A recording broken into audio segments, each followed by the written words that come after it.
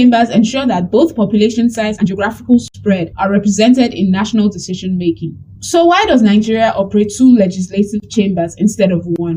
The bicameral system is designed to promote balance and careful decision-making. While the House of Representatives reflects population distribution, the Senate ensures equal representation of each state. This structure prevents dominance by more populous regions and encourages broader national consensus before laws are passed. It also creates an internal system of checks where both chambers review and debate legislation independently. The primary responsibility of the National Assembly is lawmaking. A proposed law, known as a bill, can be introduced by a lawmaker or forwarded by the executive arm of government. Each bill goes through a structured process. The first reading, where it is formally introduced. The second reading, where principles are debated. The committee stage, where detailed examination takes place. And the third reading, where final approval is sought.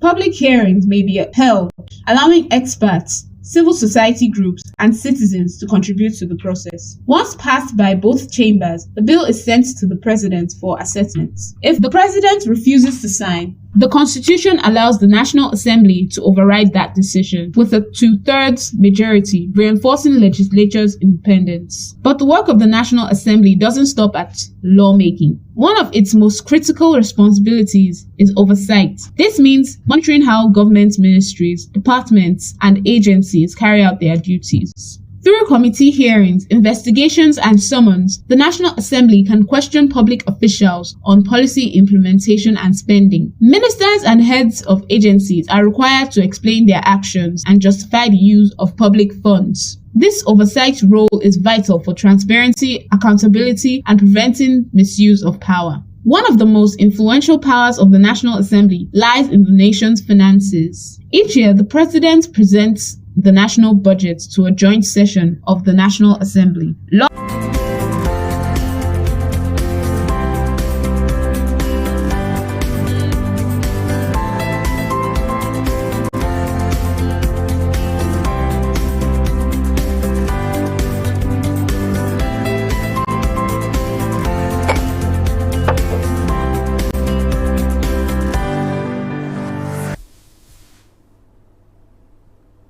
All right, you're welcome back to TVM Express. We are going to be taking a look at what was trending as of this morning on the social media space and trying to get a feel of what Nigerians are majorly talking about when it comes to what's making the news. So we starting the first I have here is what you suspect and what everyone would expect. Peter Obi resigns from ADC amid opposition tension. The former Anambra State governor announced his resignation in a detailed ex-post praising ADC leaders like Senator David Mark and Atiku Abubakar, while vowing to keep fighting for a better Nigeria. Tensions has built for months in the opposition coalition, sparked by disputes over leadership like Atiku's refusal to yield to a joint ticket with Rabiu Kwankwaso. Speculation points to a possible move to the Nigerian Democratic Congress, with reports of Obi and Kwankwaso at NDC headquarters for medicals, as supporters rally and critics question his party hopping. We have it on Good Visual Authority, because I was not with them, but we have it. I have it on Visual Authority that they have done their medical. They were at the NDC headquarters yesterday, and then they had their medicals. You can see from the screen that Peter Obi and Kwankwaso going for their medicals. It is interesting to note that politicians go for medicals, like athletes or sports people. So, I don't know how long that video clip is, but if we can get the audio, and hear what the people are saying. Let's give it a listen.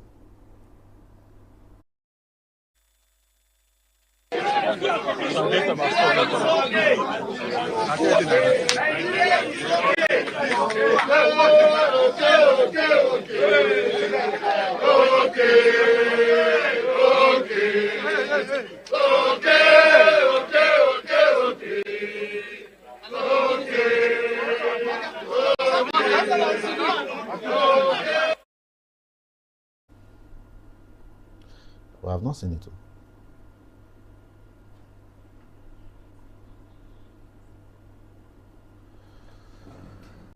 All right.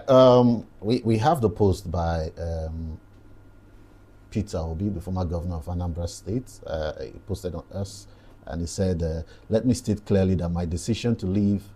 Okay, so fellow Nigerians, good morning. I woke up this morning after my church service with a deeply reflective heart, and despite every constraint, I felt compelled to share these thoughts with you. Now, many people do not truly understand the silent pain some of us carry daily, the private struggles, emotional burdens, and quiet battles we face while trying to survive and serve sincerely in difficult circumstances. We now live in an environment that has become increasingly toxic, where the very system that should protect and create opportunities for decent living often work against the people. A society where intimidation, insecurity, endless scrutiny, and discouragement have become normal.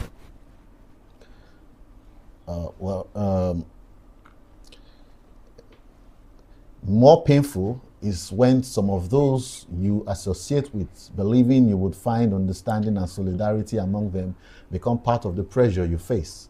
Some who publicly identify with you privately distance themselves or join in unfair criticism. We live in a society where humility is mistaken for weakness, respect is seen as a lack of courage, and compassion is treated as foolishness. A system where treating people equally is questioned simply because you refuse to worship status, tribe, class, or power. Personally, I have never looked down on anyone except to uplift them. I have never used privilege, position, or resources to oppress others, intimidate the weak, or make people feel small. To me, leadership has always been about service, sacrifice, and helping others rise. Now, let me state clearly, my decision to leave the ADC is not because our highly respected chairman, Senator David Mark, treated me badly, nor because my leader and elder brother, Alhaji Atiku Abubakar, or any other respected leaders did anything personally wrong to me. I will continue to respect them. However, the same Nigerian state and its agent that created unnecessary crisis and hostility within the Labour Party that forced me to leave now appear to be finding their way into the ADC with endless court cases, internal battles, suspicion, and division. Instead of focusing on deeper national problems and playing politics, bit more on control and exclusion rather than on service and nation building. Even within spaces where one labors sincerely, one is sometimes treated like an outsider in one's own home. You and your team become easy targets for failure, frustration, or misunderstanding, as though honest contribution has become a favor being tolerated rather than appreciated. And when you choose to leave so that those you are leaving can have peace, and you step out into the cold, you are still maligned and your character is questioned. Despite all your efforts to continue working for a better Nigeria and engaging people with sincerity and goodwill, those who do not wish you well continue to attack your character and question your intentions. There are moments I ask God in prayer why He's doing the right thing often misconstrued as wrongdoing in our country. Why is integrity not valued? Why is the prudent management of resources, especially when invested in critical areas like education and healthcare, wrongly labeled as stinginess? Why are humility and obedience to the rule of law often taken to be weakness rather than discipline? Let me assure all that I am not desperate to be president, vice president, or senate president. I am desperate to see a society that can console a mother whose child has been kidnapped or killed while going to school or work. I am desperate to see a Nigeria where people will not live in IDP camps, but in their homes. I am desperate for a country where Nigerian citizens do not go to bed hungry, not knowing where their next meal will come from. Yet, despite everything, I remain resolute. I firmly believe that Nigeria can still become a country with competent leadership based on justice, compassion, an equal opportunity for all. And he ended it by saying a new Nigeria is possible. Maro, that's a long read. Let me catch my Why do you breath. sound exhausted from reading that? It was long. It was a long read, but all I gathered from that long read is I have a series of questions. So does it mean that because he made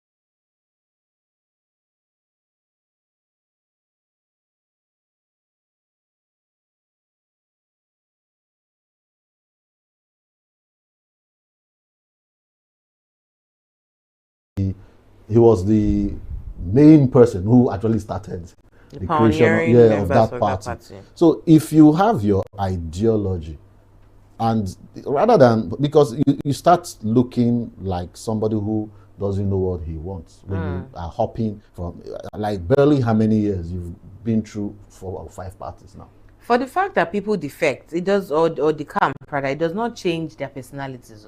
No, but Peter Obi shouldn't be the one who is decamping about. For somebody he's looking to be the president of Nigeria. That is not a good sign. Right. That is not. It shows serious really, inconsistency. Yeah. It's not a good sign. Really And good. every time your excuse is the same. There is a problem, then you run away and leave the problem. What happens to solving the problem? Well, What happens? Why? If you say you want to solve the problem of Nigeria, well, there's an opportunity for you. Solve the problem in the party. yeah, right. Start from the party. Let the party be solved. Then come fix out the problem if in the it's party, and fixed. then And we if know it's fixed, that. and Nigerians know you fixed this party. Whatever the issues was, you fixed it. Even if it might sound a bit far-fetched to wish for that, because some of the problems were even created. It's not like they're non-existent. They were created deliberately to destroy the party. Yeah. But I do think it is not nice, even if now he has Rabiu Kwankwaso by his side. It is not a good thing to be jumping from one party to another, because if you even look critically, I doubt if both of them even have the same ideology. Well, that's really. Right, let's go to the next story.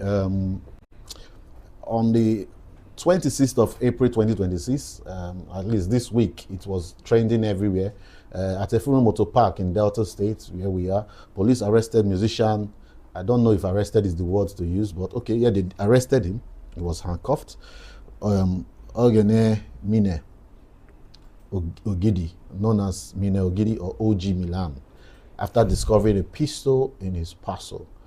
While bound and pleading innocence, Assistant Superintendent Nuhu Usman shot him in the arm, and the team fired more shots after dragging his body away, leading to his death.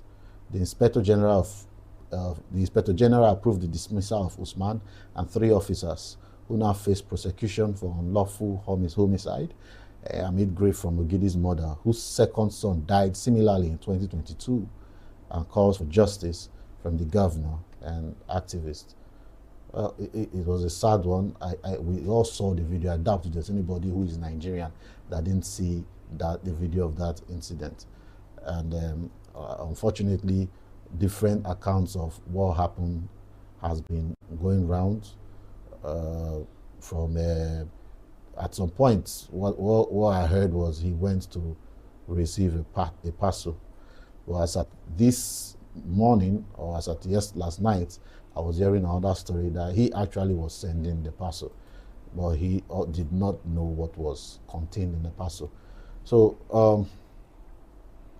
there's a lesson. There are a lot of lessons to learn there. Number one, if they send you a message as a young man or a young woman, and please, please, and please, one of the dangerous thing about policing, particularly in this part of the world, is if they catch your hand on the cookie jar, and it means it's you that was stealing from the cookie jar. When they don't, nobody is going to, the patience to listen to you, to know if you saw the cookie jar on the ground and you try to raise it up and put it on the table, nobody will listen to you. We've had instances where there will be mob justice, where somebody just shouts, thief, thief, and they just catch the person. Before you ask question, before you know what's happening, the person is on fire. Only for you to find out that no thief. But I don't think that should be the case. I mean, the person has the right to speak. Nigeria is already dysfunctional. So yes, a lot exactly. a lot of normalcy. So the onus falls on us, the same Nigerians that made Nigeria to be dysfunctional. The onus now still falls on us to correct it. Yes, because who is going to correct it? Somebody else, a Ghanaian, because a South African. The story we have to correct it. The story I heard, though unverified, was he went to the park that morning with the parcel, and if that is the real story, then I tend to believe the parcel. Yeah, if that is the real story, then I might want to believe that he had no idea what he was carrying. Unfortunately, it breaks my heart to say this, that unfortunately the dead cannot speak. Exactly. Because we will not be having so many sides of this story if this guy was still alive. Because I'm just hearing this for the first time. I watched the video of the interview with the sister, when the sister was explaining how the whole thing happened, how his friend called him to, go help him pick up the parcel, and how his phone was bad. He had to use his mother's phone to call the friend and all of that. So it was obvious that the scenario that is there is that the friend called him to please help him go to this park to pick up the parcel. Apparently the friend was unavailable, so this Ogenemene guy was supposed to go pick up the parcel for his friend, and then the Mine now couldn't make a call with his phone or something. He had to use his mother's phone to call the friend. Maybe his phone was bad or he didn't have airtime or something. He had to use his mother's phone to call the friend to send money, the way bill money, to him, to his account, so that he could use that to pay transport and all that, to go to the park to pay for the parcel and pick up the parcel for this friend. That's what the sister explained in the interview I watched, and that was what happened. And then he got to the park, picked up the parcel. Just yesterday, again, just where you heard your own version, I heard this version that when he got to the park, the reason why they had to ask him to open up the parcel was because maybe there was an exchange of word. Maybe the price of the parcel was so expensive, and they had to, like, why will you charge me so much for this and all that, and this wasn't the agreement I had with whoever and all that. So he said, what's even inside this parcel? Open it, let's see. So what it means is somebody is lying somewhere, because the person who gave the account I have said he went to the park. Of course, he went to the park. And what he was told there was the guy came to send the parcel to Sapele. And as per the regulations of the Nigeria Union of Road Transport Workers, you register everything you are sending. So they asked him to go register the item. So he went to the office to register it. They had to open it. And they saw the gun, and he was detained. And they called the police. And that sounded that sounded ridiculous. No, that kind of sounds legit, because if you're going to send something to somebody, if I'm going to send something to you and I get to the park with the item, some parks will tell you what is in the parcel. If I tell you, oh, it's a shoe, some will say open it, some will say, okay, it's a shoe, Abi. Yeah, you just check it and you just pass it. You will not be sending a gun and they'll tell you open it and you open it. Exactly. Do you understand? And even if, so I saw a video of some. We've seen so many unfortunate videos of some people. Somebody came out to say, who waybills a gun? Okay, now in a broad daylight. Now let's shift. Let's not pay too much attention to the man who was killed or what he was carrying. The attention, I think, the failure of responsibility solely lies at the feet of the police who shot him. Yeah. Because whether he was receiving a gun or he was sending a gun, he was committing a crime, ignorantly or knowingly. The way now, because we know ignorance is not an excuse of the law. It falls on the hands or the lap of a judge to weigh how much leniency he can give to you because you didn't know. Yeah. But regardless, you were transporting or you were aiding and abetting movement of a firearm. I think part of what, this is me speculating, the amount of people who will be dragged down in that issue, including the park. Yes, of course. Including the park. Driver, the parcel service, everybody in that park has to be dragged and down. And nobody knows where the firearm, if you trace the firearm, no one knows where it's going to land. Whose feet is going to land at. Well, nobody know where the thing originated from. It's simple it's to track the sender's number.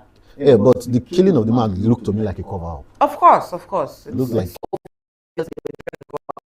And so obvious. Regardless of what is going to happen to the officer, I think whatever they are trying to cover up, they've successfully covered it up. In a sane country, this is a very interesting case to actually investigate. Yeah. Because it's obvious that he killed this boy to cover up something. Now, what you were covering up will now be open to the public.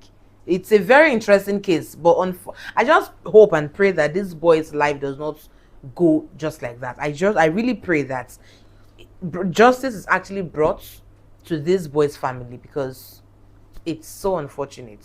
We have too many dysfunctionalities in Nigeria to let this kind of thing happen. The IGP has dismissed him and said he was going to be tried.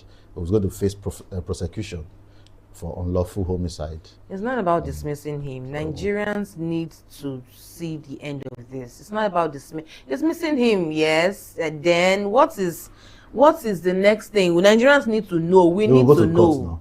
We'll be prosecuted. Going to court. What do you want them to do? Oh. That's the only thing they can do. They try him in court, and if the judge finds him guilty, the judge sentences him. That's the only thing we can do. Before the judge finds him guilty, the world has already found him guilty. I mean, you shot somebody in broad daylight. He's guilty enough, please, because I don't think anybody has the right to do that. So all right, back to politics. We also heard that the African Democratic Congress (ADC) released this primary election timetable starting form sales on the 5th of May, which is I think the 5th of May should be Tuesday, with presidential primary on the 25th of May ahead of the 2027 polls. The fees range from 100 million naira for president to 3 million naira for state assembly seats, with discounts for youth, women, and persons with disabilities. Are they running sales? To encourage wider participation. Now, while the party promotes direct primaries at world level, the high costs have drawn online criticism from for excluding non-wealthy candidates, especially amid internal leadership disputes and court challenges over legitimacy. Similar fees appear in other major parties like the APC and the PDP. I think it's official to say that Nigeria run an oligarchy system, a government of the wealthy. Yes. Yeah, it is safe to say that is what Nigeria is operating on. Because 100 million naira for presidency, 100 million naira. I was 1 million 100 times. I was going to say this because in one of the episodes of Your Perspective I had with Mr. Fred O'Neill, we discussed something like this. Why Nigerian youth do not have interest in it's too expensive now. Because these are the reasons why people or aspirants have godfathers. There is no way godfatherism is leaving Nigerian politics anytime soon. You think if I have 100 million naira now, I'm going to be contesting for presidency? I don't understand. For me to have 100 million naira to go and purchase it for means I have more than that in my account.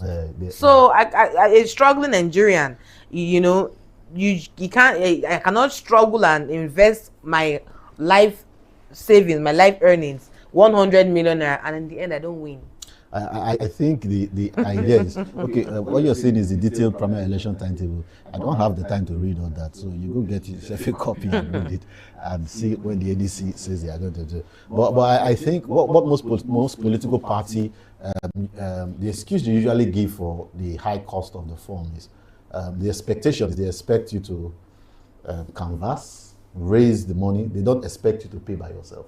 I should canvass. Yeah, they expect you to have fundraising. Even in the US, they do that. I should do GoFundMe because I want to contest. Do fundraising. People who believe in you would finance. Support me. So young, struggling, hungry Nigerians, they will now, from their little that they have, now support me.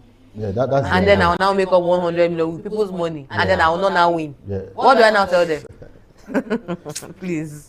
It's just like you're investing in it. Already lost battle. Well, for the political parties, I think if you are honest and sincere about changing this country, if you are honest and sincere that the cost of living has become ridiculously too high for people to survive, then putting presidential or putting electoral position, putting the form at that ridiculous amount, then you are part of the problem. That is what it means. You're part of the problem.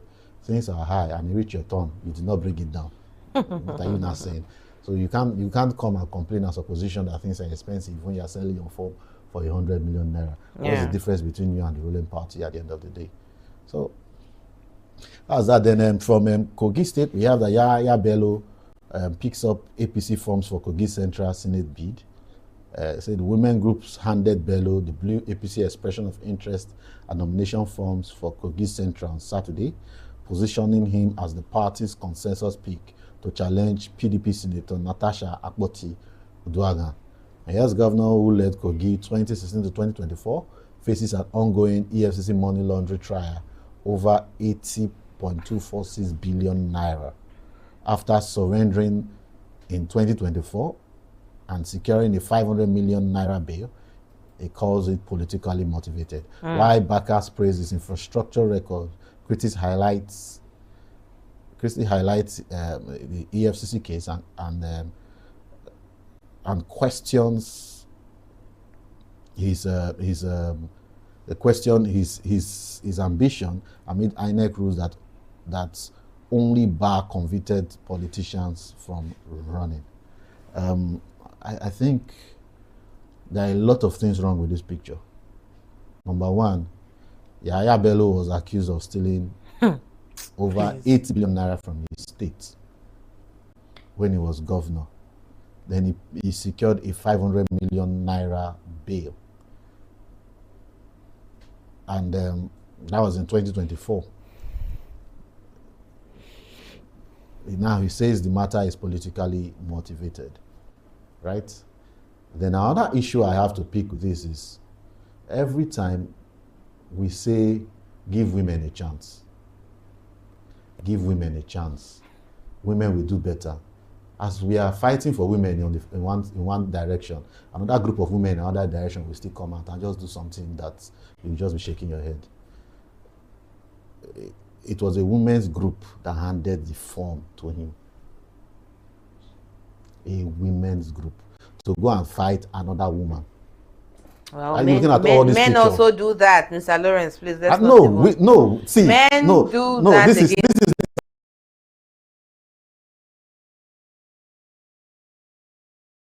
I am just disappointed. That's all.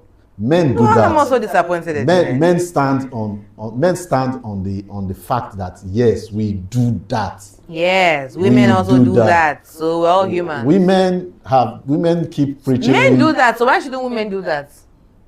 Men do that. Women do that. We're all humans. Let's move on. Nobody should come and cry to a man to be supporting the woman when the woman is not supporting the woman. And a man should not come and cry that somebody should support them. Men do not look for women to support. Yahaya Bello purchased can we focus on Yahaya Bello and forget about men and women?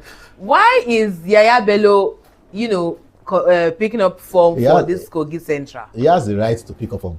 I think the question should be what happened to this money laundering trial? That is the question. Have they analyzed that trial? I think the question should be maybe they should find a way to prevent for 80 billion people who have cases of corruption. I mean, you still have hanging over a pending case, and then you come out. It's because it becomes difficult once it becomes a senator. It's giving. Well, that one is just like let me steal more. Let me go back to office and get more. I'm not steal more. I mean, you have a money laundering case of 80 billion naira, and then you get a 500 million naira bill. Wow. Well, and then 100 million naira shouldn't be anything for such a person now.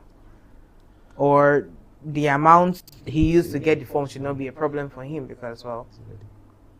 All right. So, in other news, Nigeria First Lady launches rice trucks and cash aid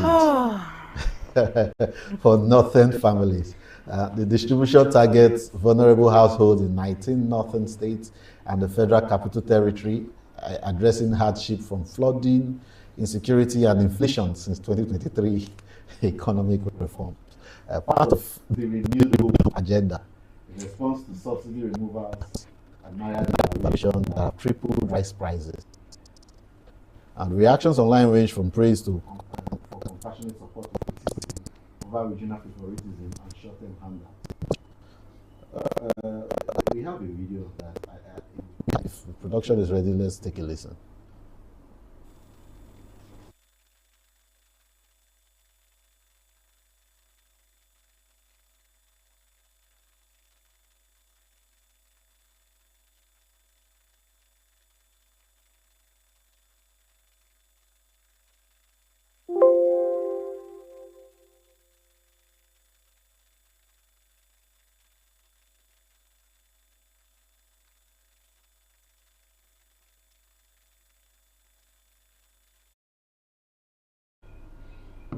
It seems we have some. Would have loved to hear what she was saying, but unfortunately we couldn't hear. But basically, I have issues with this, and I do not want to sound like the guy who is always complaining about everything. But I think, whether deliberately or indeliberately, what has been happening in this country is the average Nigerian is being made poorer, and more desperate. That's when you give them a bag of rice, they'll start worshiping you. Like something that should be a basic necessity for homes in the country now becomes an item for charity. It's before when you do charity before, you go to orphanage homes, you know, oh, these kids have lost their parents. Nobody cares for them, just these people. So to support, we give them food. Now, even families with parents are now being treated like orphans and given bags of rice. And we now hail and adore and worship. They now stand on podiums and give speech over sharing bags of rice, like they've done something fantastic. We're officially a third world country now. Like Nigeria is officially a country where you need gifts to eat. Give them rice. Yeah, you need rice to solve the problem. This And they just give this rice. They don't even add groundnut oil and tomatoes and things. They just give rice. What should I use to cook the rice? I don't have gas. So what should I use to cook the rice? I don't have oil. I don't have use the things to cook the rice. They're giving me rice now. So cook white rice. You see, so you see, the problem is not just only about rice. It's not just rice. Give me the full package if you are going to give me food at all. That's one. Secondly, I blame Nigerians because it is a slap to our faces that they just come and they know that we need to eat. We know, aside eating, they know that we need good road, we need security, we need things, but they just come and shut us up with rice. When they give us rice, we keep quiet. And Nigerians will go there and they'll collect it and they'll be applauding these people. Why? If these people who gathered there to take this rice or to share or partake from this this communion of rice, if these people who were there had good jobs, do you understand? That pay them well, you won't need to give them rice. They will first of all not be there. They'll be at their place of work, first of all. Exactly. And then when you come and give them rice, they look at like, rice, I have rice at home. Why are you giving me rice? What do you want from me? What do you want from me that you're giving me rice? What should I do with this rice? What exactly is your motive for giving us this rice? If Nigerians start, questioning these people and holding them accountable for these things, they will understand that Nigerians know what they want. But that becomes difficult when somebody is extremely hungry. And you give me ordinary rice. You didn't even at that extreme hunger, you can't even argue when somebody gives you only rice, because there's this idiom: half bread is better than none. Half bread no rich. you saw rice, figure it out by yourself. No, I can't. Which brain would like to think of figuring it out? Half bread no rich again. They should bring the complete package. All right, if this was done, this is my take. If this was done by some private citizen who probably sees the hunger in the land, maybe one woman who is well-to-do just gathers her community and say, oh, to help people should take rice. From the little I have. Yeah, I'll applaud that. This is done by the First Lady. I don't see what is spectacular about it. You should be talking of solving When I first saw this headline, I thought I saw 100 bags. Until I looked and I saw 100 trucks. It's 100 trucks of rice. Wow. Do you know how much that is? Wow. How much that is? Would it not have been better if she had even given them the cash instead of? And they called it part of the Renewed Hope agenda, meaning if they are telling us to expect more, it means from next year, expect more rice. Expect more rice. Maybe we'll have beans to eat. Maybe. Please, let's. Nigerians are human beings. They should start treating us like human beings. It is ridiculous and insulting after creating a situation where people now find it difficult to eat. You now go and start sharing bags of rice. It's an insult to our intelligence. That people find it difficult to eat is not even my problem. People are dying. You go to visit a mother that just lost her child and you're giving her rice. Does that equate when the you life say of... when you say lost her child, it's not even putting this in perspective. A mother that bandits Yes, kill, right? then you give her rice. Bandits that should not have been there if they were security. You did not give them security, you're coming to give them rice. So that after crying, they'll eat rice. And when the rice finish, they go back They to give the... Yes, they go back to... They go back to where they... It's so painful. Yeah, it's really annoying. It's really annoying. I think I know why things happen like this in Nigeria. The next story probably will give an insight. There was a TV clip that revived the debate on Nigerians' happiness gene. It is alleged that we have this so-called happiness gene in Nigeria.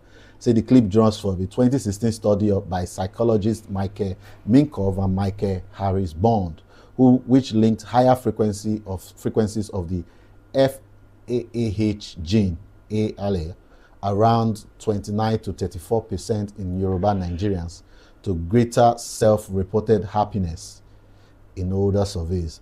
And this variant slows an anandamide breakdown, potentially easing fear, anxiety, and PTSD symptoms.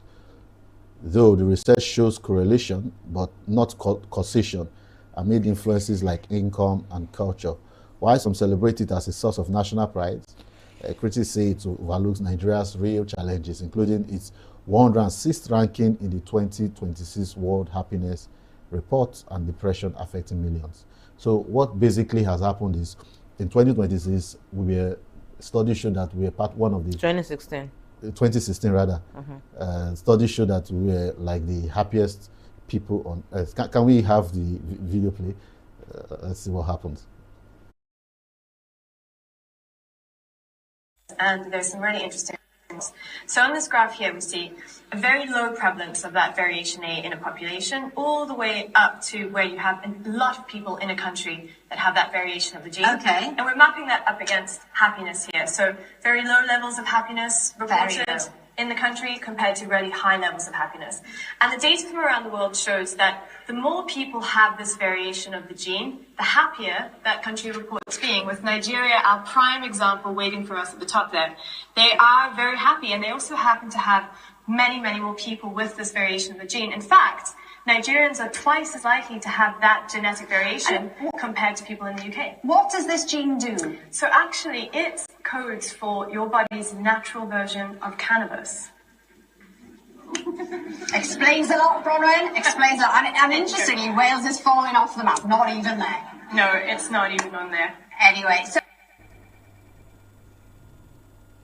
All right, now this that was the 2016 report. Please, let's not get it twisted, because the current report is out of 147 countries. Nigeria is 106th, so we are actually getting sadder now.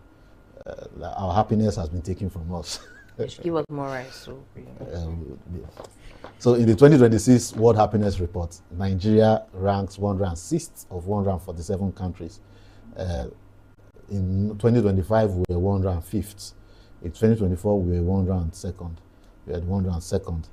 But in 2016, we are among the happiest people on earth. So there's been a decline since 2016 down to 2026.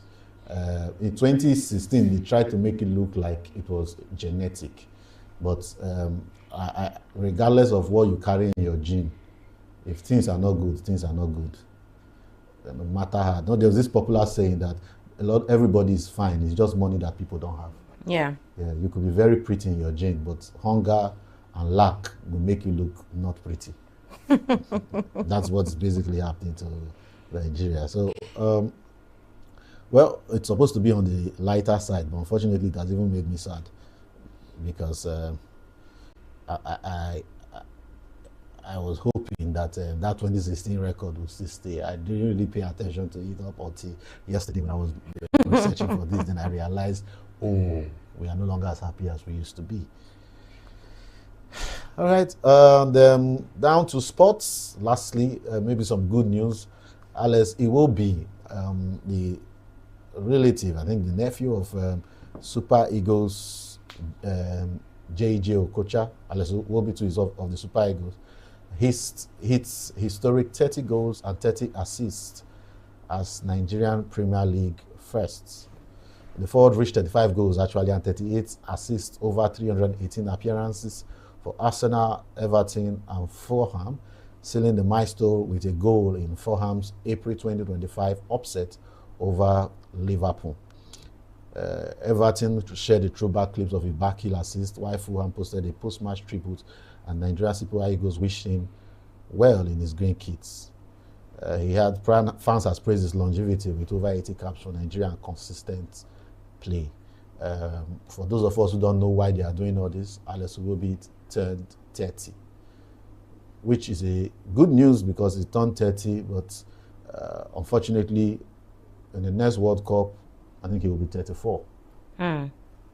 So, meaning this generation of our Super Eagles are actually now growing old, and we should start looking to replacing them with younger players. Well, good ones for Alex Iwobi. I think he marked a milestone in 318 appearances, over 30 goals and 30 assists. One of the beautiful things about Alex Iwobi is he's not out there. It's not all in your face. He's just there quietly, just silently doing his thing. Quietly doing his thing. Even though I know nothing about sport, at least I know that about him. Yeah, he quietly does his thing. It might not be Sadio Mane or Mo Salah that we shout about. Yeah, what he said. But they're doing this thing. All right, we go for a break, and when we return, we'll go into today's theme at TVM Express. Stay tuned.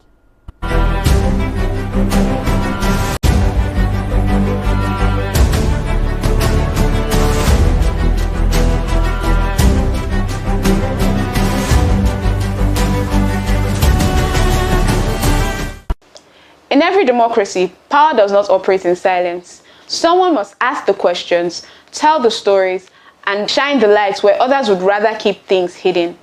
In Nigeria, that responsibility largely falls on the media. From newspaper and radio to television and digital platform, the media plays a powerful role in how the country is governed.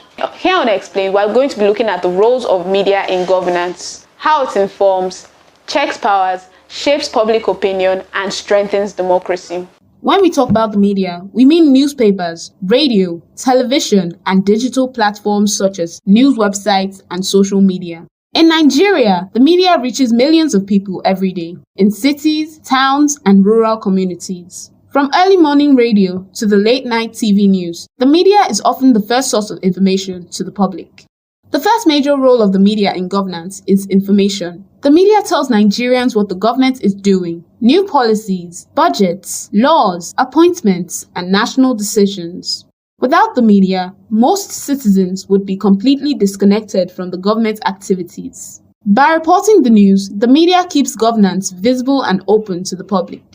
Another important role of the media is acting as a watchdog. Journalists observe government actions, investigate wrongdoing, and expose corruption or abuse of power. When public funds are misused or leaders fail to do their jobs, the media brings these issues to public attention. This role helps discourage bad behavior in government and remind leaders that the public is watching. Because of media reports, government officials are often forced to explain their actions. When stories trend in the media, ministries issue statements, agencies respond, and sometimes investigations are opened. This process is called accountability. Leaders being answerable to the people. In this way, the media helps balance power between the government and its citizens. The media does not only report news, it also educates the public. Through discussions, interviews, and special programs, the media explains government policies, citizens' rights, and national issues in simple language. Radio programs in local languages and TV discussions help Nigerians understand how governance affects their daily lives. Elections are a major part of governance, and the media plays a key role during this period. The media educates voters, introduces candidates, reports campaigns, and monitors the electoral process. On election days, media coverage helps promote transparency and reduces the speed of rumors. This helps citizens make informed choices and strengthens democracy. The media also gives ordinary Nigerians a voice. Through phone-in programs, interviews, and social media engagement, citizens can express their opinions and raise concerns. This allows the government to hear directly from the people and encourages public participation in governance. Despite its importance, the media in Nigeria faces challenges. These include pressure from powerful individuals, threats to journalists, lack of funding, and the spread of fake news. Some media houses also struggle to remain independent. These challenges affect how effectively the media can perform in its role in governance. Without the media, governance would lack transparency. The media connects the government to the people, keeps leaders accountable, and helps citizens stay informed. A free and responsible media strengthens good governance and democracy in Nigeria. In the story of Nigeria's democracy, the media is more than just an observer, it is an active participant. By informing the public, holding leaders accountable, and giving voice to the people,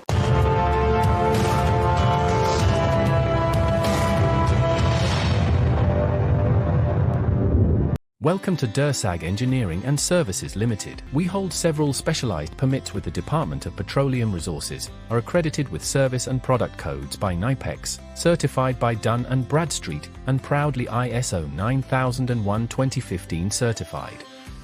Our areas of expertise cut across critical sectors, including manpower sourcing and supply, engineering services, construction and fabrication works, specialized procurement and supply, operations and maintenance services, and integrated marine services, delivering supply boats, crew boats, tugboats, barges, houseboats, and speed boats. At DERSAG Engineering, we are committed to quality, safety, and timely delivery, ensuring that every project meets and exceeds expectations. DERSAG Engineering and Services Limited, your trusted partner in delivering world-class engineering and energy solutions.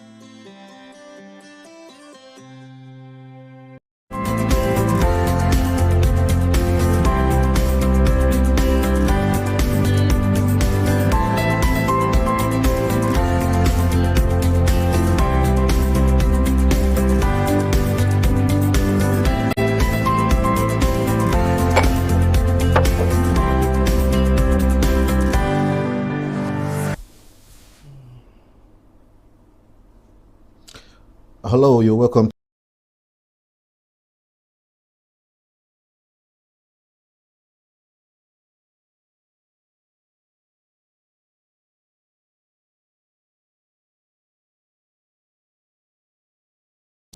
Both in the security space and in the political space, and even in the justice, in the space of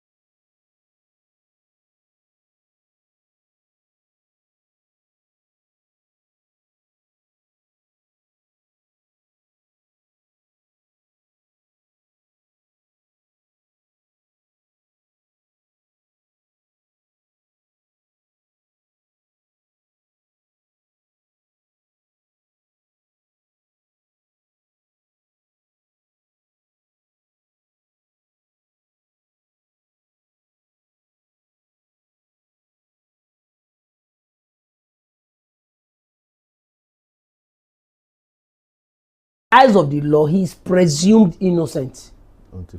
Even if you see NBA shouting, we must follow this case to the end, when they eventually investigate him and charge him to court, which they are likely to come to one of the courts in Efron, or except the CJ has another reason to go elsewhere. Even if no lawyer is willing to defend that policeman, the court is duty bound to instruct a lawyer to defend him, and that lawyer is expected to, within his professional capacity, defend him. That is the point. So you don't take laws into your hand, but our system, they will tell you that if we arrest him now and take him to court, you lawyers will come and speak one English and speak another English, and you set him free. The point here is, why is it easy for a lawyer to set or to defend successfully an accused person that is actually, in quotes, guilty? Because it's not guilty until the court says so. I and you can't say it's guilty. Yeah. Where the police fail to do their investigations well. Okay. That you have this video now of this policeman shooting this guy is not enough. You must take statements. Those videos must go through forensics so that during cross-examination, it is not thrown out. Okay. That's how structured the legal system. Our legal system is not Nigerian. It is global. It is global. Yeah, acceptable standards, global standards. You understand? So you must, that's why we must bring our structures to standards. So it is not our policemen go outside of this country and do very well. Nigerians go outside of this country, but you see why within the country. It's the structure. It's the structure. But that man was wicked. That video was very, very painful. Yeah, it was painful. The boy was shouting, I go carry, I go carry and go the place. What else do you want? To kill him. Just to kill him. To kill him. But now, if we agree that, because one of the things, I remember when this incident came to light, one of the things we said in this studio was, during the EndSARS protest, the then IG and whoever was in charge came and they disbanded that group.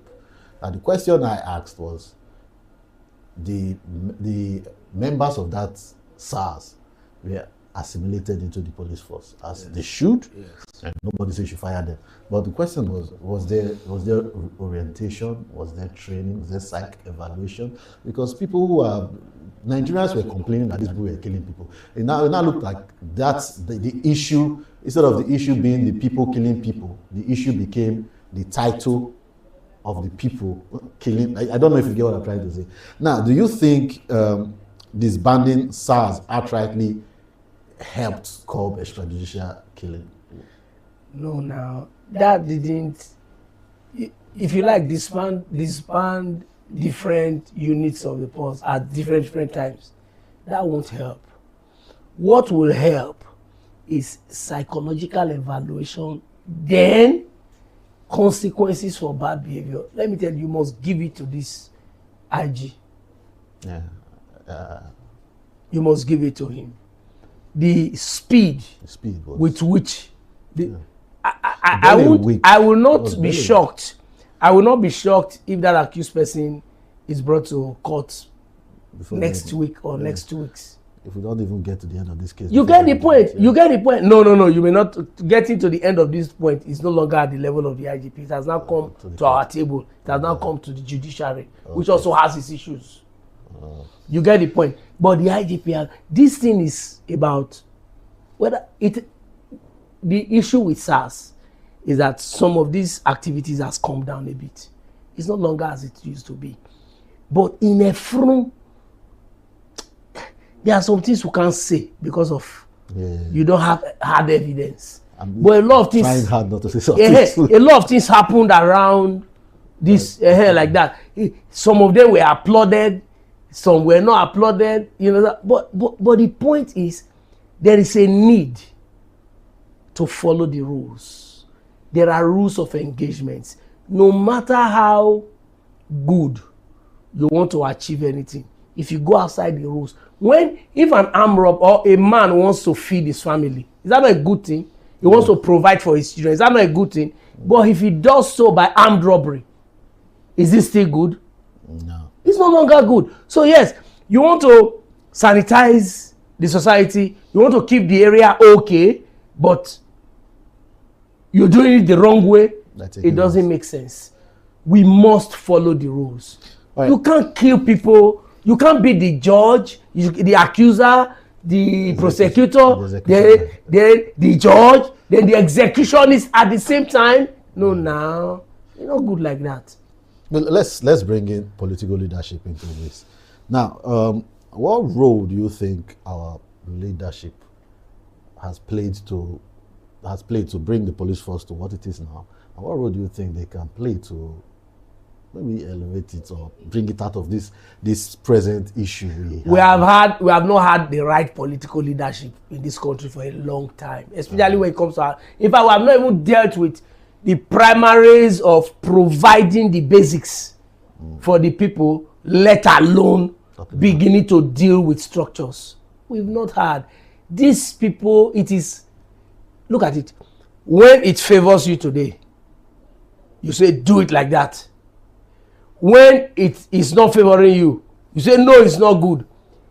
Even the policemen or those that are the hands and legs of the structure. Structures don't have hands and legs. Those that are the hands and legs of the structure, they may be confused. The day, for example, the political leadership wants a particular person dealt with, and they deal with the person outside of the law, they hail. You have done very well. They dash their money, they promote them, they give them award. Then the day they now do something, what has even helped is social media. Yeah. You see, let me tell you, if that guy had not been recorded, the story you would have heard, they caught him with a gun. As they were taking him to the police station, he wanted to run, and the police now had to stop him. In the process, they were now taking him to hospital. As they got to the gate of, he died at the, you hear that story, you hear. That's true. And everything will be okay, because when the average Nigerian hears somebody was caught with a gun, you understand? You understand? Again, that brings to the fore what our children are doing. Yeah. What's your business being are you a courier service? You carry from one to another one. You understand? And you are carrying what you do not know. Yeah. You know, even if you carry a bag, you know that. So when we travel, you carry your bag, you are going to the airport. To even drop it back on the ground in the airport, very difficult, because at the end of the day, somebody can slip in something, you will take responsibilities. Yeah, exactly. You understand? That's what has happened. You understand? Which is not so. People must learn to know that it is not every niceness that you're nice. You see somebody, you can carry somebody along the road. Not every hustle is good. You can carry somebody along the road as you are traveling. So rain is beating the person. I've lost my phone. Beautiful. Rain is beating the person. Let me just help. Oh, this rain will finish this girl. This, especially man, woman. Say this hair is very fine. Say let me carry her. And it's on a lady. On a lady. You just carry her. Say you're nice. Then later police check you, and maybe the girl had cocaine or something with it. As he saw police coming, he simply dropped it on the floor. And he dropped it on the floor. Police sees it, and you stand up and say, "Oh God, now lift me. Oh. I don't do anything." No. You are in trouble already. Yeah. I think that I had, what was it? Was it my phone or some money? It was money. I had some money talks at that middle. By the time I dropped her, when I got to her, okay, it was a her. Why did you not carry him? Why were you carrying her? I needed company. Okay, you know there were no male companies anywhere. Okay, I can understand. So I got to where I was going. I didn't see my money again. But the point here is that we should be very careful. We should be very careful. We should be very careful. Not like you said, not all niceness no. is nice. It's a terrible situation. All right, let's go to what is happening in the political space of the country. For a very long time, ADC as a political party had been, to a large extent, giving Nigeria a sense of hope that there was a credible opposition, right? Even if I do not 100% agree that they are a credible opposition, but at least for now they were pretending to be the opposition that we had. Then less than barely how many months into their existence, we're having their top members the Kwankwasos and Peter Obi already cross-carpeting into another political party. First, let's start with the opposition party. What's your view on the present opposition in Nigeria? Do you think they are doing well? Are they doing fine in your view? We've not had opposition. Tinubu's government, President Tinubu's government, can be said to be the most unopposed administration in our history. Yes. Ever since the independence in this country. I don't even think even military. The opposition military got yes, it was more than this one. Than he has found a way. You give it to him. President Tinubu is a master strategist. He's one of the. In fact, over the years, we've not really had a politician become president in Nigeria. Take it from Obasanjo. Obasanjo was a politician. After that, he handed over to Yar'Adua. He was that one did take to the family is political, but he himself wasn't. Then after that, Goodluck Jonathan, a lecturer, the least political president. You understand? After that, Buhari. You can't call it Buhari. The first time we're having, so that goes to tell you what it means when you hand over a nation to politicians. You get the point.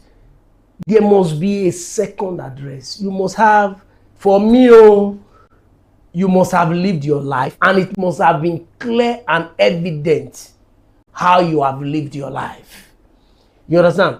You must have done some things, not miracle success. You just vanish in and you vanish out, and they say you are now a big guy. You join one political party, from governor to senate to, it has not, I don't understand it. We have seen it in President. So he has done the politicking very well, but doing the leading or, leading this country, governing this country, he has failed in my own assessment 100%. Nigerians are not better. So he's an amazing politician, but a terrible leader. Terrible leader, terrible governor. In my opinion. You understand? So he has found a way to use the insatiable, how do I put it now? The greed of the average Nigerian politicians, because that's what he has used that one to deal with.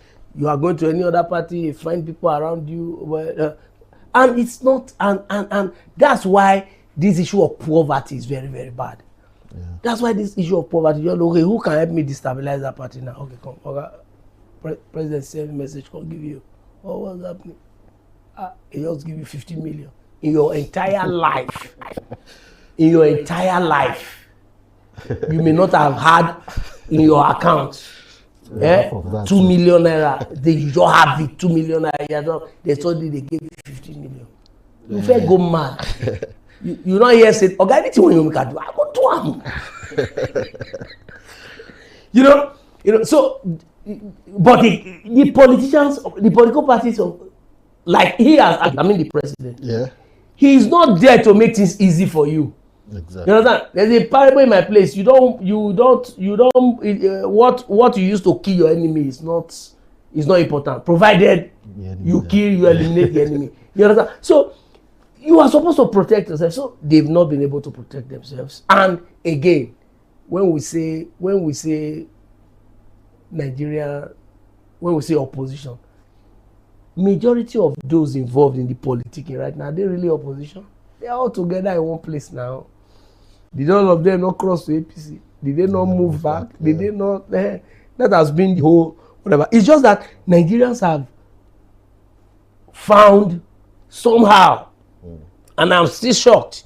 I thought it had died down. Found a Peter Obi as like a last hope. Let me tell you, Peter Obi is like a last hope to the average Nigerian voter. If a Peter Obi, for example, is not in the ballot, this ballot, you are going to see the party. Yeah. Because it will be, the mentality will be, not them. The general public seems to assume or believe that he is different. That's it. He is different, and he is the only one they are willing to give out a stake for. But do you believe that his movement from, because in how many years he has moved from the PDP to the AP, yes. Labour to ADC, now NDC. Nigeria is an abnormal country.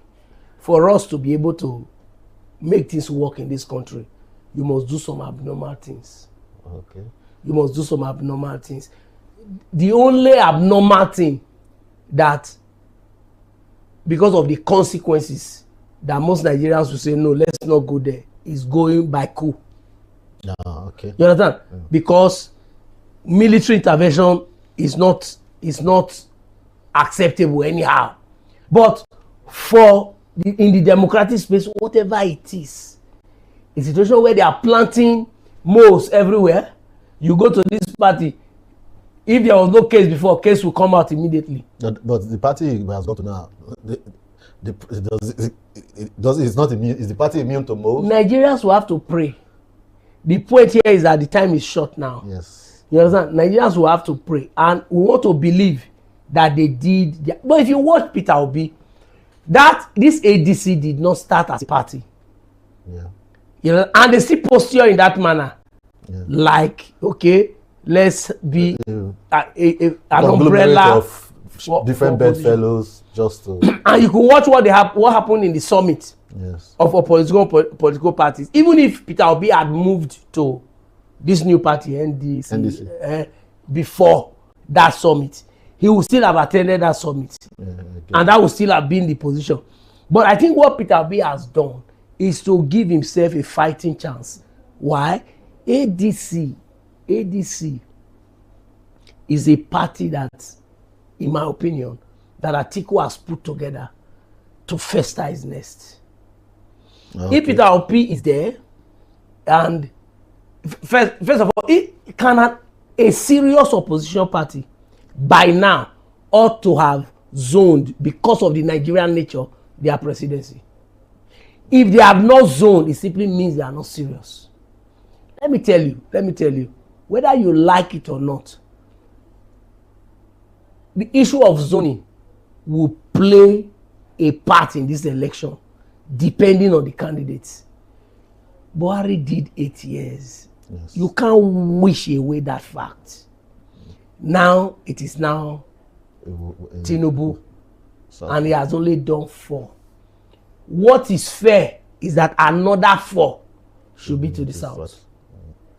You understand? Yeah. So if there is anybody from the north, that's why even movement of Peter Obi to a new party, he has to show Nigerians that he is serious, and he has to show Nigerians that he has substantial backing too from the north. If not, you see a situation where even the southern voters will say, is Obi not coming to share the vote of Tinubu? Let us. You understand that kind of thing? So that explains the Kwankwaso moving with him too? That explains the Kwankwaso moving with him, so that it is Obi alone can't do this matter. Okay. It has to be something across the Niger. Nigerians trust Obi. And I, personally, have more confidence with Obi than the others. Yes. Not that he's a magician, but at least he has conscience. He will think of the Nigerian. Look at what are we? We have a situation where they remove subsidy. We're buying fuel at 1,000 plus, yes. Before. Okay, yeah, it was 120, 130. 120, 130. You remove subsidy. We started buying now at 1,300, 400 per liter. Then you are still borrowing like mad. And we pay more tax now. Even if they say Nigerians, of course. Even if they say they reduced it. Nigerians are still doing paying a lot of tax and all that. Yeah. So you see that human what economy what I don't want to use the wrong word on the air. What are you doing? what I was buying for 120, I am now paying for 1,300. I don't know how many percentages. I'm not a mathematician. I'm a lawyer. I don't know how many. Now, I mean, it doesn't make sense, even if it's only at that angle, and we are still borrowing. If we are saying, okay, Nigeria, we are now paying our old debts because of this subsidy. It will make sense. Then we have to suffer. Then you know that what you are suffering for. Now, I'm suffering, trying to live my life. Nigerians can't feed. And you're still borrowing our future. Nigerians can't feed. That's the truth. In those days, you go to a good restaurant, you want to eat, and if you give them 3, 4, 5,000 naira, they will bring plenty meat and everything. You sit on the table. These days, just go. You just see the thing in a small plate and you're wondering. You understand? Then your wife that you give 5,000 naira to cook before, now you have to give her 35,000 naira, and the food will still not look like before. I mean, it's negative. No matter what data you want to give to us, if that data does not translate to a better life, it does not translate to an easier life for the ordinary people, an ordinary person, it's rubbish. So this government has failed. That one is clear. But are we ready to change the government? Nigerians are ready, but are the politicians ready to provide a viable alternative? The only hope now is Obi. Okay, all right. That's the opinion of our guest. Yes, purely my opinion. Purely my opinion. All right. I take full responsibility, not TVM at all. TVM can be Tinubu and it be my own. I be that. All right. So when we go on a break, one of our correspondents from Asaba will be joining us via Zoom. So stay tuned. Welcome to Dursag Engineering and Services Limited. We hold several specialized permits with the Department of Petroleum Resources, are accredited with service and product codes by NIPEX, certified by Dun & Bradstreet, and proudly ISO 9001:2015 certified. Our areas of expertise cut across critical sectors, including manpower sourcing and supply, engineering services, construction and fabrication works, specialized procurement and supply, operations and maintenance services, and integrated marine services, delivering supply boats, crew boats, tugboats, barges, houseboats, and speed boats. At Dursag Engineering, we are committed to quality, safety, and timely delivery, ensuring that every project meets and exceeds expectations. Dursag Engineering and Services Limited, your trusted partner in delivering world-class engineering and energy solutions.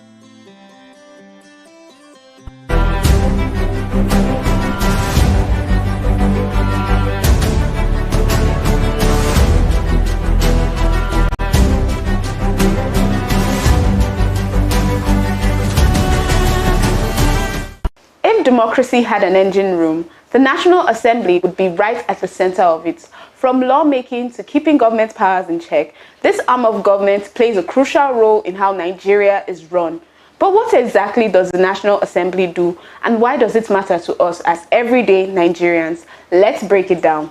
The National Assembly is Nigeria's federal legislature, established under the 1999 Constitution. It is responsible for making laws for the entire country and represents the Nigerian people at the national level. Nigeria operates a bicameral legislature, meaning the National Assembly has two chambers. The first is the Senate, which consists of 109 members. Each of Nigeria's 36 states elects 3 senators, while the Federal Capital Territory elects 1. The second chamber is the House of Representatives, made up of 360 members elected from federal constituencies across the country, based largely on population.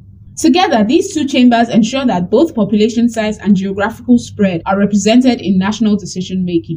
So why does Nigeria operate 2 legislative chambers instead of 1? The bicameral system is designed to promote balance and careful decision-making. While the House of Representatives reflects population distribution, the Senate ensures equal representation of each state. This structure prevents dominance by more populous regions and encourages broader national consensus before laws are passed.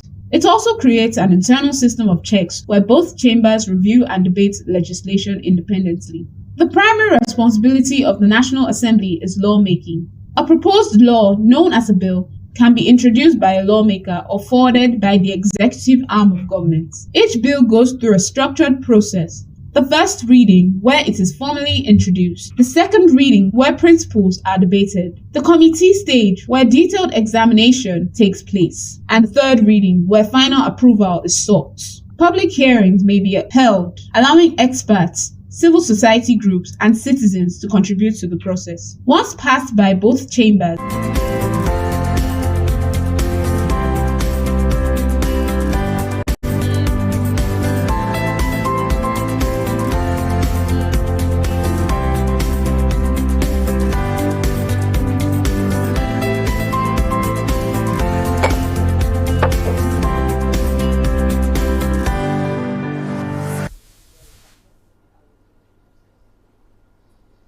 All right, you're welcome back. We're joined now via Zoom by journalist Kevin Ugbeche. Kevin Ugbeche was present at the press briefing with yesterday with the police. Kevin, thank you for joining us this morning at TVM Express.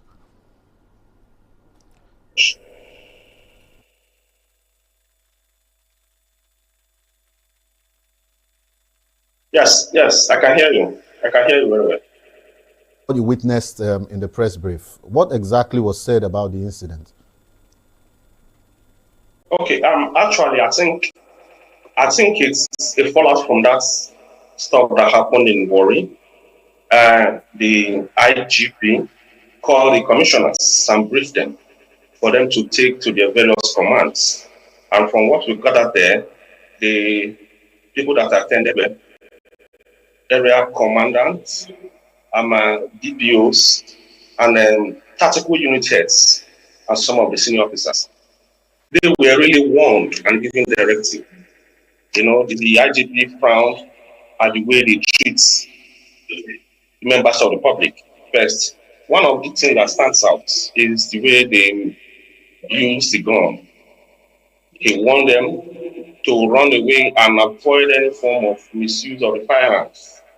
You know, noting that that man shouldn't have used the firearm at that particular time.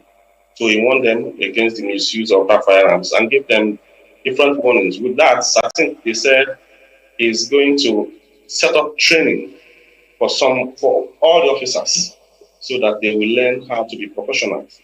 And they warned them against discipline and other stuff. Okay, now we've been hearing different accounts about what happened.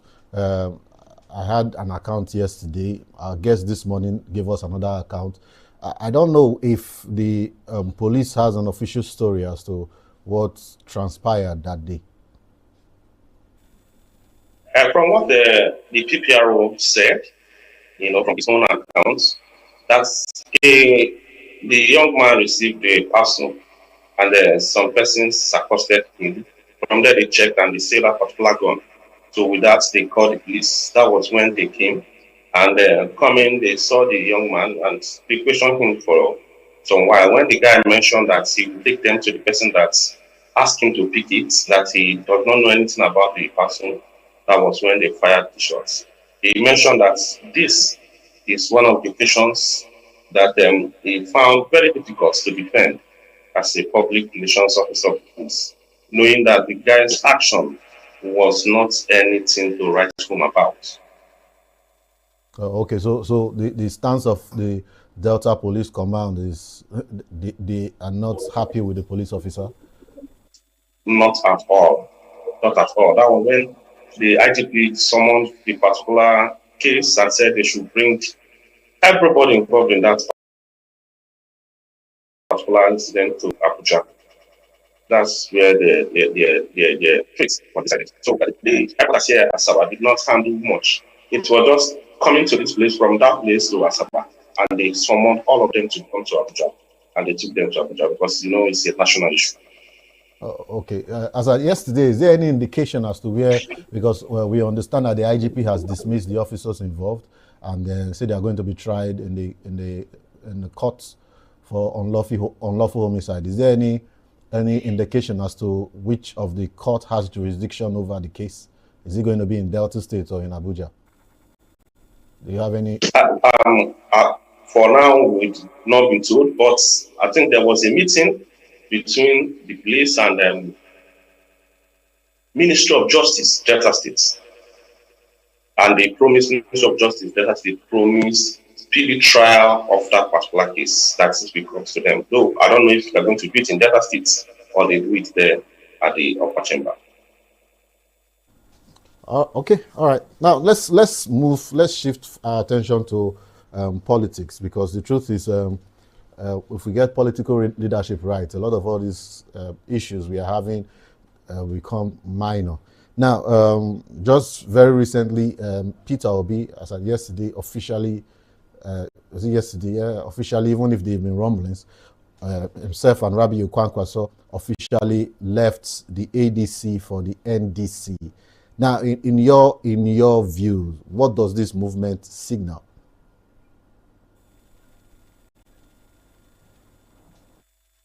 It shows that these two persons are determined, to contest at this particular one. And there's something that is written. I may not say, but from what we are seeing, I think virtually all the political parties have legal case. And you know how it stands. Once you have a legal case, you may do one or two things before that particular time.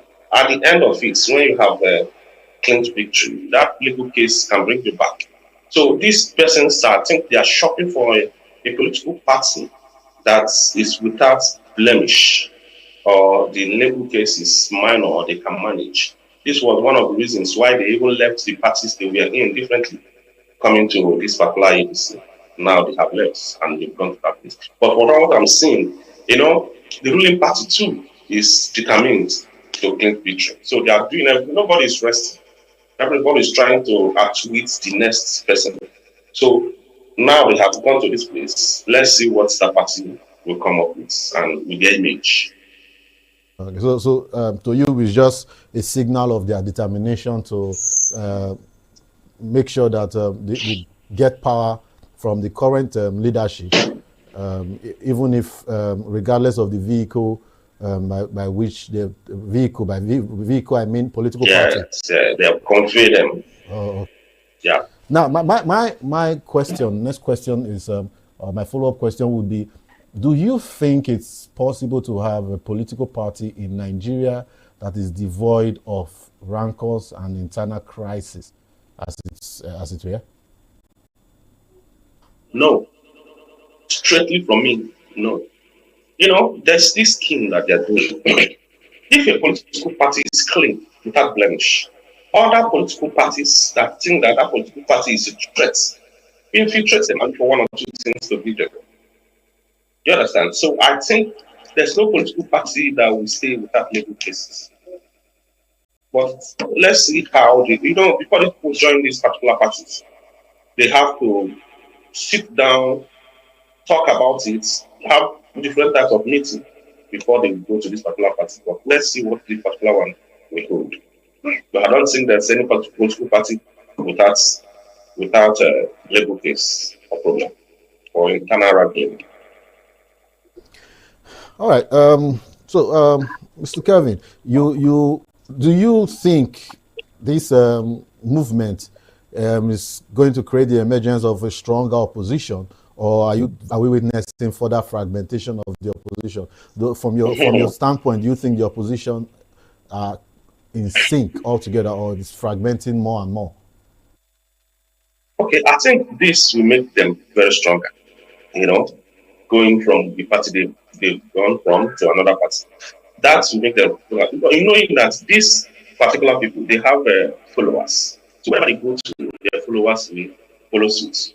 With this particular one, they will make sure that nothing comes in between the members of this party that they are going with. But there's another caveat to this story. The ruling party,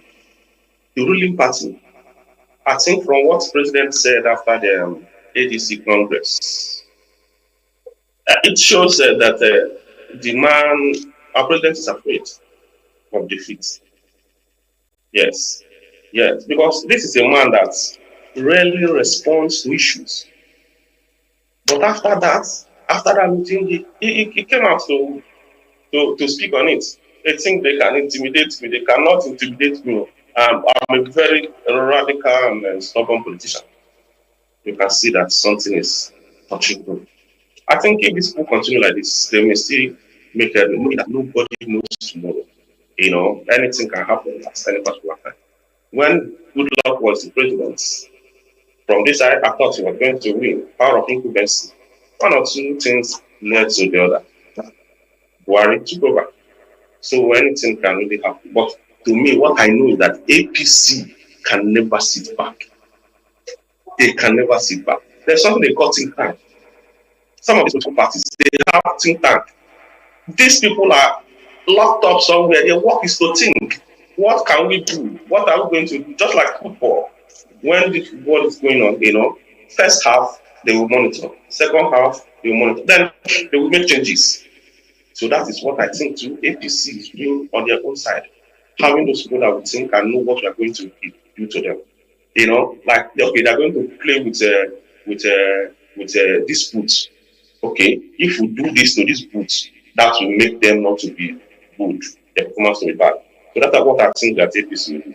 But to me, they should continue being determined. With that, they can scale.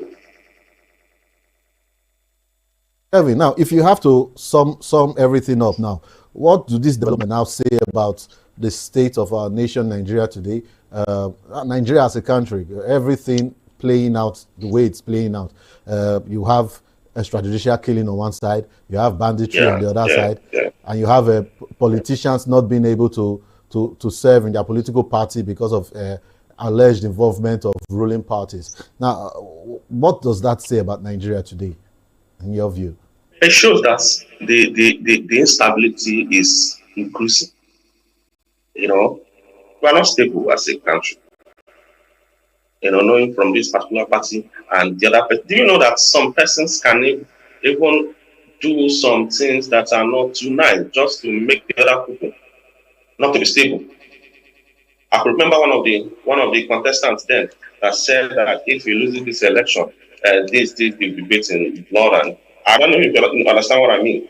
So with that particular one, some of them we can't rest. They keep doing one or two things just to make sure that they win their opponent. And with that, I think we'll continue seeing more in Nigeria instead of being united and stable as a country to move forward. Knowing that when these problems are coming, there's little or no time for us to think about development.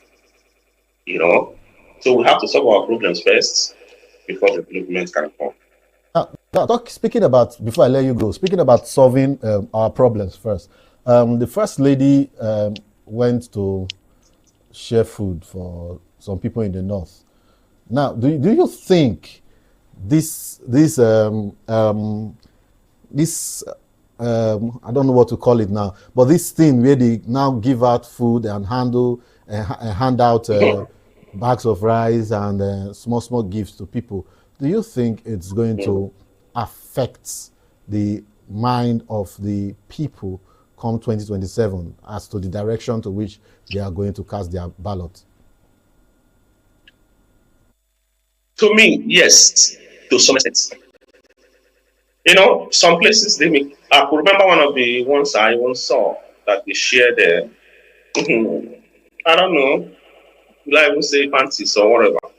Do you know that when they say they want to share cooler, for example, some persons will not go to that place to take coolers. Why some will die just to be there to take cooler?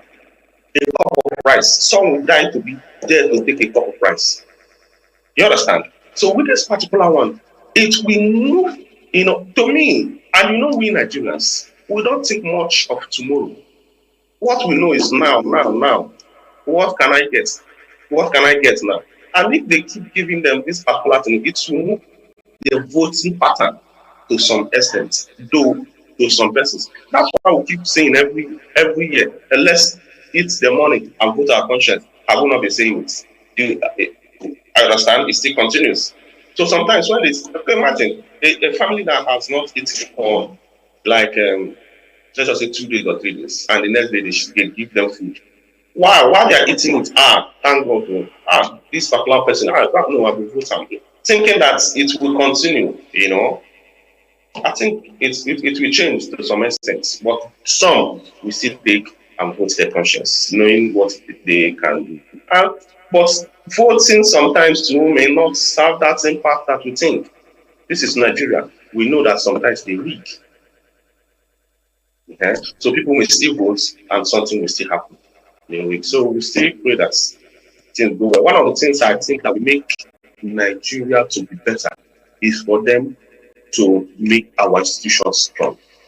Once the institution is strong, my dear, things get better. One of those things is to make INEC better so that there will be credible election that we can rely on and say, yes, it was nice. But who beats the tone, just like they say? Who beats the pipe at the beats the tone? Who appoints INEC chairman? And you think they can just appoint INEC chairman? No, you must get a mandate first before appointment comes. Or else. Okay, the person that's the INEC chairman, if you ask him to go to the willie, no, he gets in one or two things. So he will follow. And there's another case.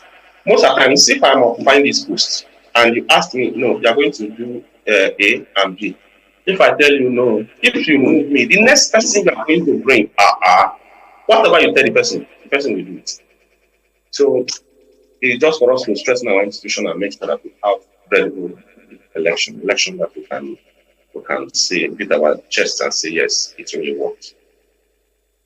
All right, Mr. Kevin, thank you for joining us this morning. It's been a wonderful experience listening to you today, TVM Espresso. Thank you, and enjoy the rest of the day. Keep up the good work.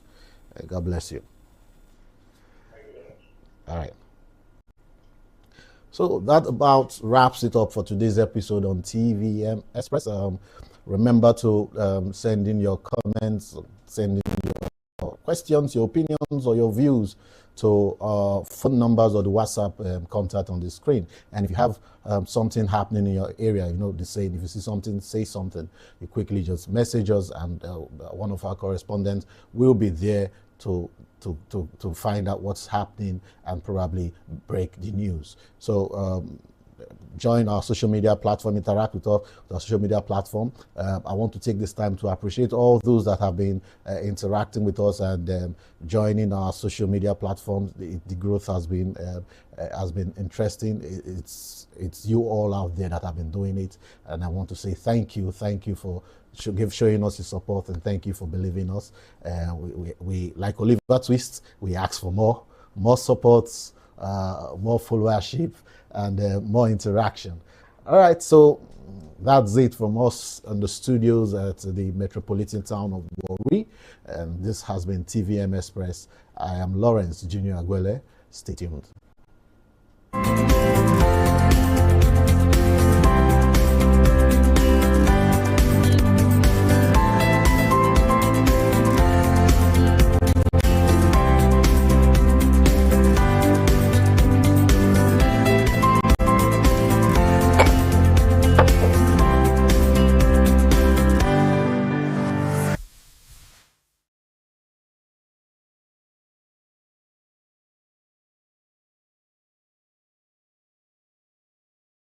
This is TVM. TVM delivers breaking stories, global headlines, and the moments that matter. This is TVM. TVM delivers breaking stories, global headlines.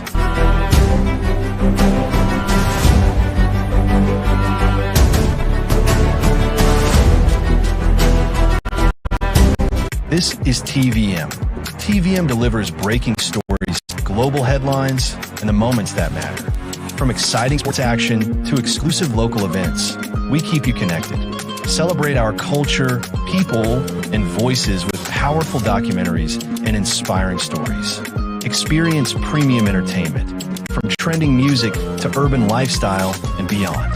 Grow your spirit with life-changing messages and uplifting perspectives. Lead the way with bold conversations, fresh ideas, and thought-provoking shows. Wherever you are, whenever you want, watch TVM on all your devices. TVM, your world, your network.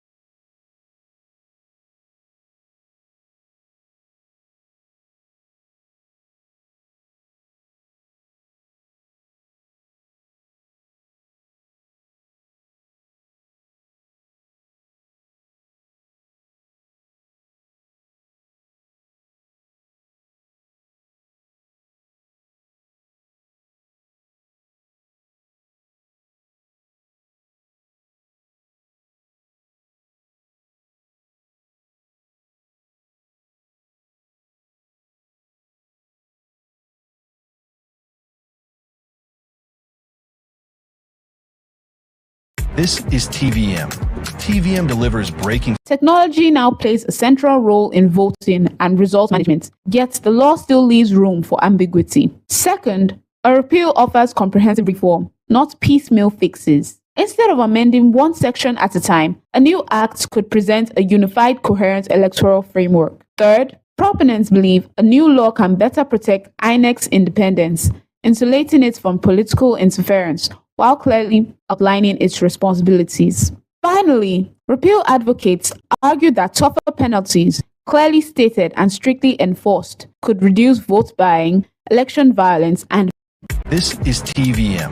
TVM delivers breaking stories, global headlines, and the moments that matter. From exciting sports action to exclusive local events, we keep you connected. Celebrate our culture, people, and voices with powerful documentaries and inspiring stories. Experience premium entertainment, from trending music to urban lifestyle and beyond. Grow your spirit with life-changing messages and uplifting perspectives. Lead the way with bold conversations, fresh ideas, and thought-provoking shows. Wherever you are, whenever you want, watch TVM on all your devices. TVM, your world, your network.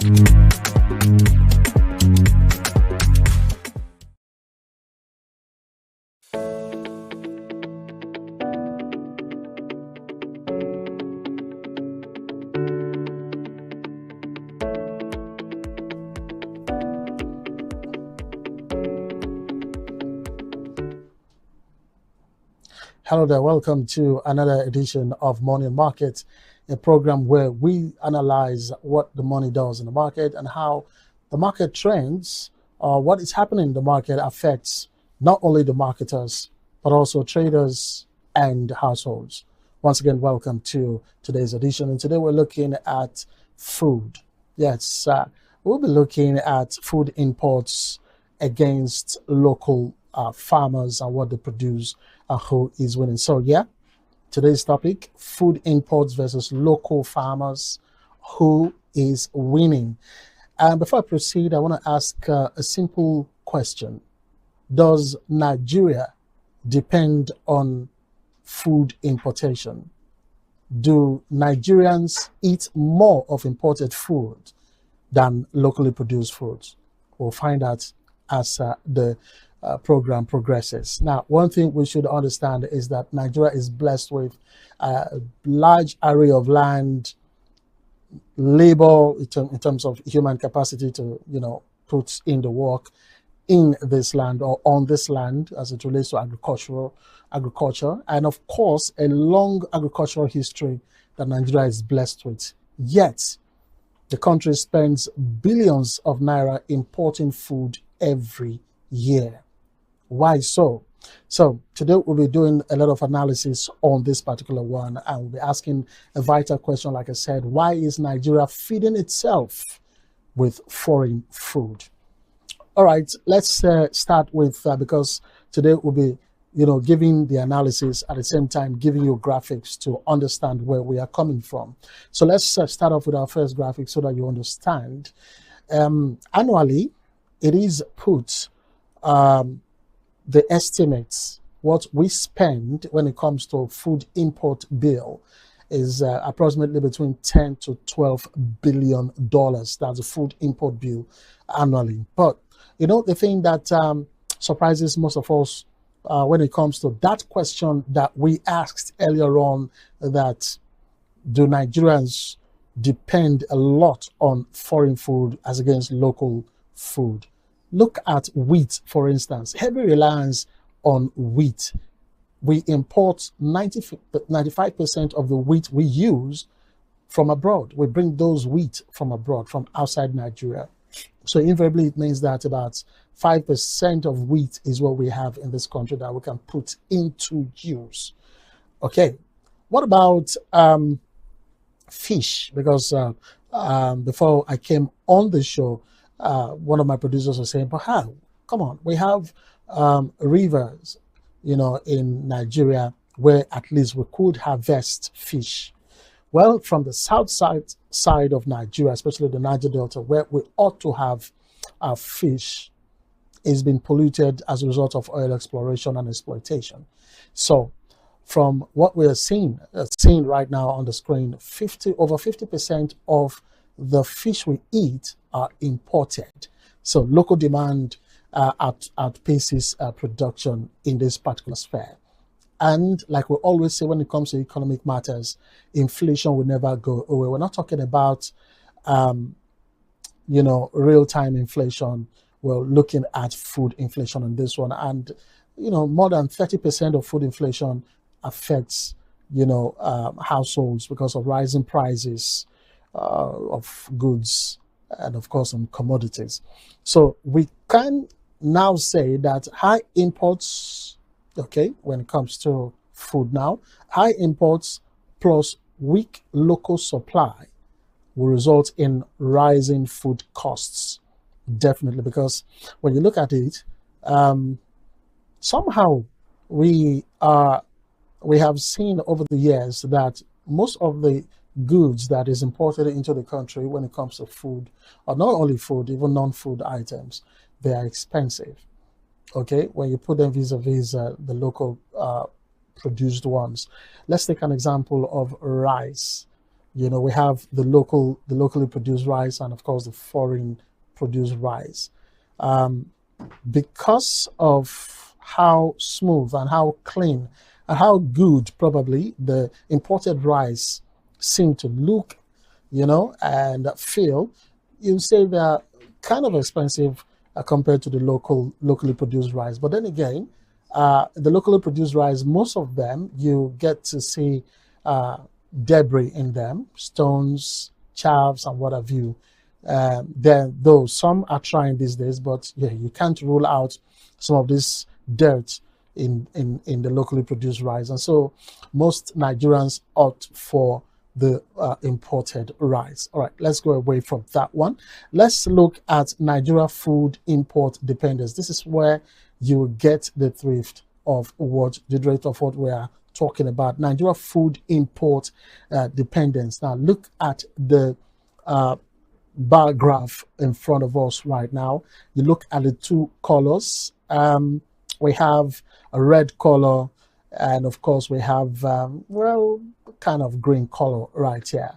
But one thing that we ought to understand here is that food imports, as at 2024, the estimated amount we spent in 2024 on food import was $4.7 billion, not naira now, $4.7 billion. That's the estimate on what we spent when it comes to food imports in the year 2024. What about trade, doing business, when it comes to food? Imports during this crisis period is estimated at 4.5 trillion naira. Not really good. So when you look at it, you see that the imports are showing red, which tells you that it outpaces the one that we locally produce, which is the green.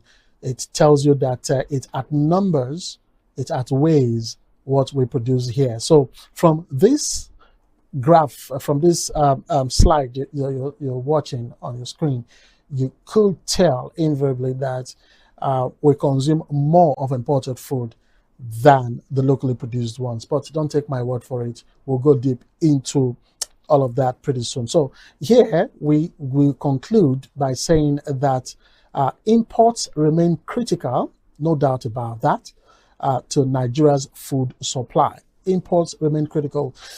Like I said earlier on, I just gave an instance of rice. What about the wheat that I talked about? Now, the wheat is something that we use for many purposes. So when it comes to food items in Nigeria, and the estimate that I gave, or that we saw on the screen, was saying that approximately 95% of wheat that we use today in the country is imported. So that's a heavy reliance on wheat from foreign soil, not here locally produced. So One thing that we also must understand is there are reasons for this food dependency on locally foreign produced ones. Some of the reasons or factors that we will look at as the program, today's topic progresses today, will be population growth, when you look at it vis-a-vis food production gap. Now, I mean, I know that the National Population Commission has not done the population census of late. I think as of 2025, we were still talking about conducting that census. But I can authoritatively tell you that Nigeria has outgrown the 200 million that we have pegged this nation. 200 million, we keep saying. Some are saying more than 200 million. I can tell you for a fact, okay, this is my personal opinion. I think we are hitting the 300 million mark already as a nation when it comes to population. So when you look at the growth of population, or population growth as it is, against food production in Nigeria, there's a wide gap. This is as a result of most persons going from the rural area to the urban areas. And of course, another factor we look at, apart from the population growth, is the urban consumption patterns, which is shifting to processed foods. Now, when you get to the urban areas, definitely you'll find a lot of people who go to the shopping mall to buy more of processed foods. Now, when I say processed foods, for instance, you look at canned food items or tinned foods. And like I said, when you go to most of the shopping malls, when you look at the shelves, most of the food items you see are imported goods that dominate the shelves of this shopping mall. So that goes to tell you that most food come from outside of Nigeria. I mean, just look at what is on the screen. Now look at the flakes, what's it called now? Canned food that I talked about earlier on.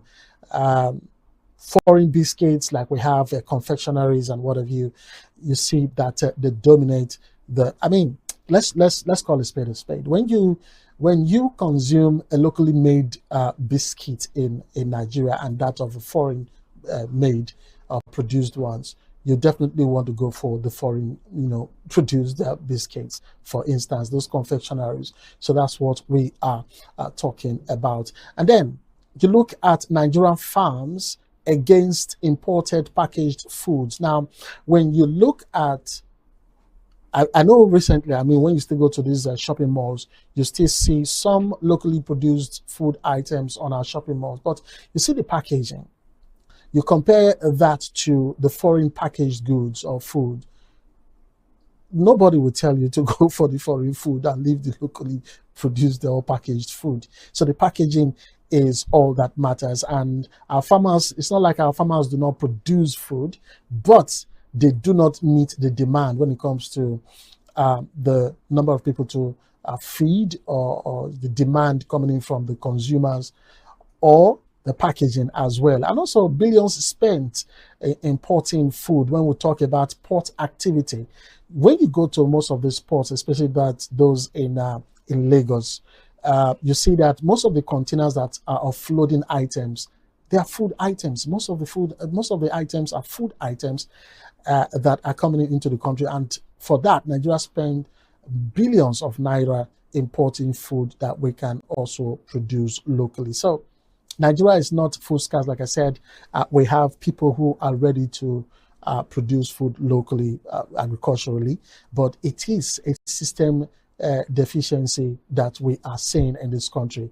And if we can work on that, definitely we could be seeing more food locally produced and more demand for them. So if imports are filling the gap, like I said earlier on, the next question will now be, why can't local farmers meet demand? we talked about how it is that I think it was during the Buhari administration where the borders were closed or shut down in order for us to feed the nation by ourselves. We had the rice pyramid and all of that. I don't know what has happened to all of that now. We saw locally produced rice going round and, of course, meeting the demand of the Nigerian populace. But did it really meet the demand? That is where we'll leave it at there. But we'll still go on a break. But before we go on that break, let's quickly also tell you that let's look at the demand and supply gap when it comes to food production in Nigeria. Like I said, statistically, we are told that we are more than 200 million. Yeah, no doubt about that. That's the population. But the rapid urban food demand growth is really, really high. You know, when you put this vis-a-vis the supply, because we're looking at the demand section now, you look at rapid urban food demand growth, how it is demanded, food is demanded. I look at the population growth. Like I said, for me personally, I think we've hit the 300 million mark. But look at the population growth, or let's say over 200 million, and the demand for food. You look at the vis-a-vis the supply gap, where we see the constraints, production shortfalls, where we see low yields, limited inputs, and of course climate challenges that reduce output. You know, when we say low yields and limited inputs, we also talk about insecurity in areas where local food production could be happening. We also look at inefficient systems like poor infrastructure, high post-harvest losses, and of course weak markets that limit food availability. So demand is rising faster than supply. I mean, if we say we want to look inwards, the demand is higher than the supply. All right, we'll take a breather now. When we return, we'll be looking at we'll look inside the import machine. Why why is it that the foreign goods are dominating the market? Stay with us. Welcome to Dursag Engineering and Services Limited. We hold several specialized permits with the Department of Petroleum Resources, are accredited with service and product codes by NIPEX, certified by Dun & Bradstreet, and proudly ISO 9001:2015 certified. Our areas of expertise cut across critical sectors, including manpower sourcing and supply, engineering services, construction and fabrication works, specialized procurement and supply, operations and maintenance services, and integrated marine services, delivering supply boats, crew boats, tugboats, barges, houseboats, and speed boats. At Dursag Engineering, we are committed to quality, safety, and timely delivery, ensuring that every project meets and exceeds expectations. Dursag Engineering and Services Limited, your trusted partner in delivering world-class engineering and energy solutions.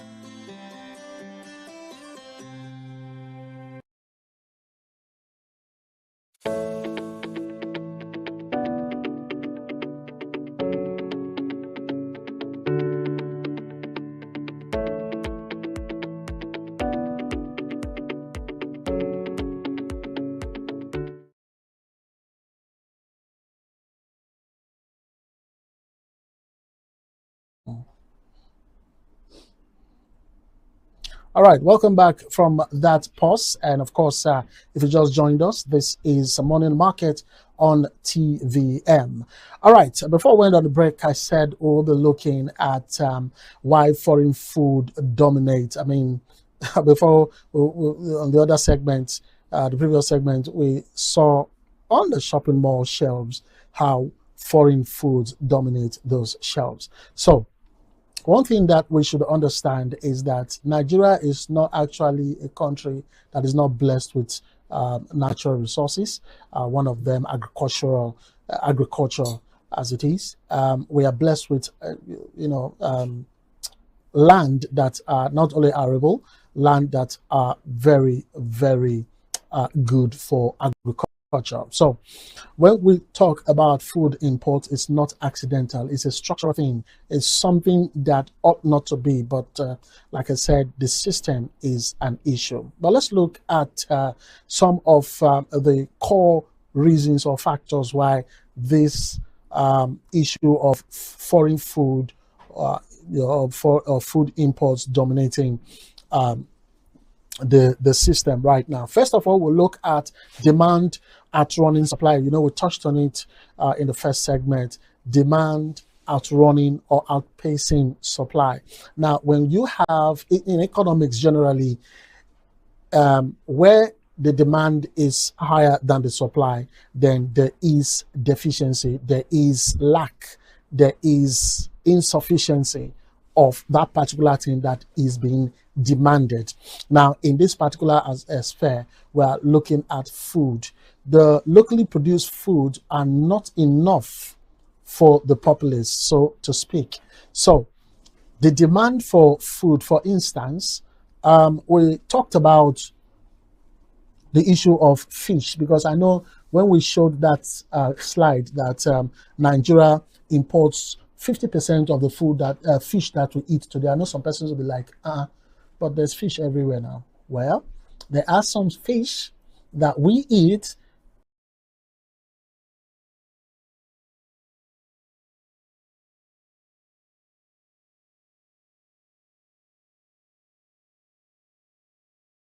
not be able to go around. So we have to augment, we have to bring in to cover that deficit, so to speak, in economic terms. So that's why we say about 50% of fish that we eat are imported into the country. So like I said, demand outpacing supply. What about wheat? Yes, we have to a level we produce wheat in Nigeria, but you see the estimate, the analysis I gave earlier on, 95% of the wheat we use today in the country are imported. So if we had to, rely on the about 5% that we produce, it will not be enough for local consumption. So you understand. Now, under the rapid, for the demand outpacing the supply, like I said, rapid population growth is the major reason for that demand outpacing supply. Because when you have a lot of people in a small place, for instance, I'm just giving this instance now, you have a lot of people in a place where you have just a limited amount of water to go around that large number of people. Before it gets to the last person, that water will be, finished before even half of that crowd that is waiting to tap from that water will get to them. So rapid population growth is a thing that brings about demand outpacing supply. What about changing of diets? Now, I talked about wheat, right? 95% of the wheat we consume today is imported into the country. Now, for those who have health issues, especially the diabetic patients, they are told to go take wheat bread, right? So changing of diets is as a result of that. What about noodles? Sometimes we say locally produced noodles are not even healthy to consume, so to speak. Though there was a time a certain noodle producing company was called out that they were producing fake noodles that were affecting the health of people, though they came out and probably withdrew that particular product or came to counter that statement. But all the same, we had issues. Then frozen foods. Talking about frozen foods, fish again will come into this particular discussion. So this is all under demand and supply. Then the next is wheat problem.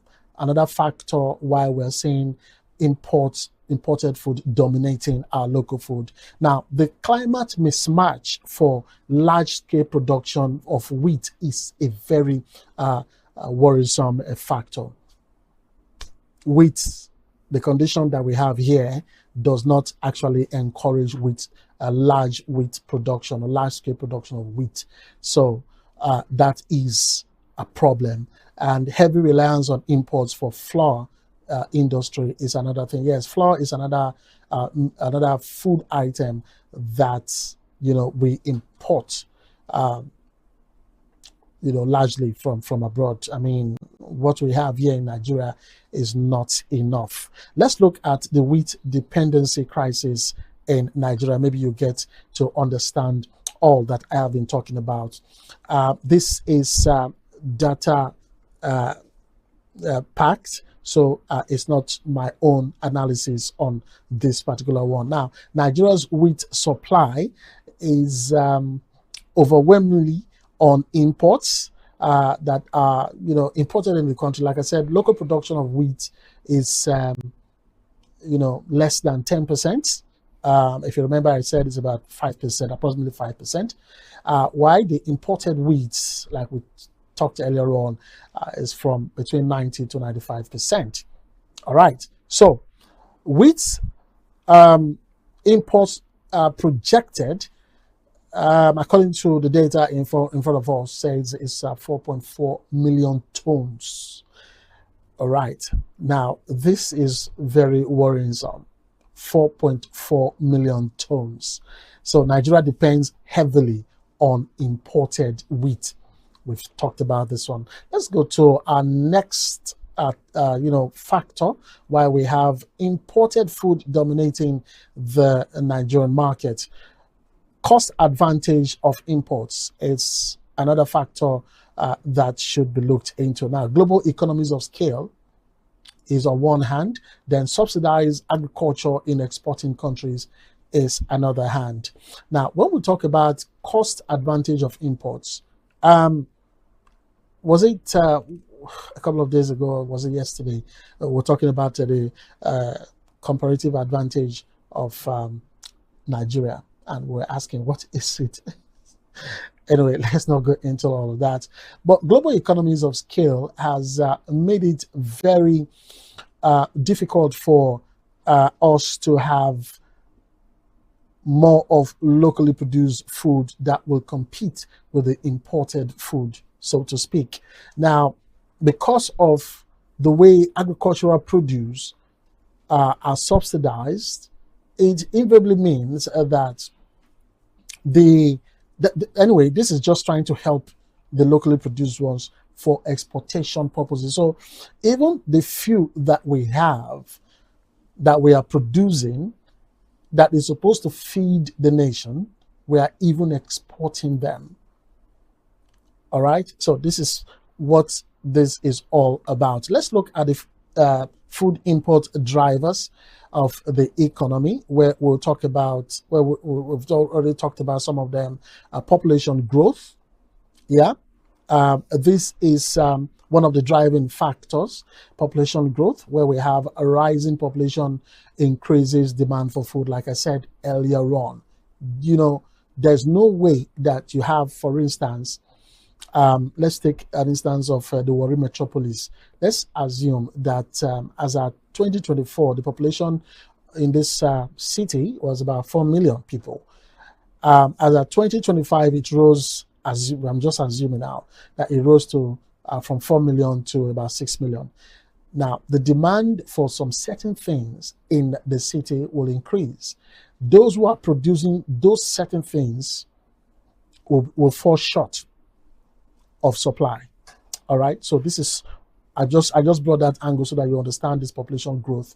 So when there's a rising population, this brings about increase in demand for food. So these are some of the drivers or the factors that are fueling Nigeria's reliance on food imports, where the population growth increases, the locally produced food do not meet the demand of that population. What about FX dependency? Now, the FX dependency is all about the foreign exchange. Now, Nigeria relies so much on foreign exchange to pay for imports. So when we import food, we tend to pay pay for these imported foods via the foreign exchange. And the foreign exchange, when your currency is put vis-a-vis with the exchange currency, in this particular sense, the dollar, you look at how it is. I mean, when you bring in your food, for instance, I'm trying to make this as simple as I can.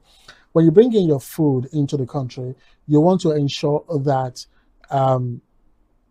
it would not be something that will put a lot of hole in the pocket. Now, even if it does put a lot of hole in our pockets, Nigerians, from what we have seen over the years, tend to rely or depend wholly or so much on these foreign goods or foreign foods than even our locally produced food. I gave an instance of rice. I gave an instance of wheat. Your rice, for instance, locally produced ones, most of them, we have stones and chaffs. You know, you have to do a lot of picking, selecting, you know, the chaffs from the rice itself before you could eat. I've been to some places, not a restaurant. I've been to homes where I was served rice and I chewed stone. It wasn't funny. All right. But for the foreign or the imported rice, you know, you can just chew and you can even swallow, and you know that you're rest assured that there's nothing you should be afraid of. All right. Another driver that we'll look at is cheap global supply. Now, when it comes to some food items, it is expected that the supply of those goods is cheap. Now, surplus global supply keeps prices low. Yes, so when you have a lot of supply coming in, you want to look at it for those who do international business or international trade. You get to understand when we say cheap global supply. Now, when you have a lot of supply coming or surplus global supply coming in, there tend to be prices coming down, maybe as a result of discounts with the volume of what you are importing and all of that.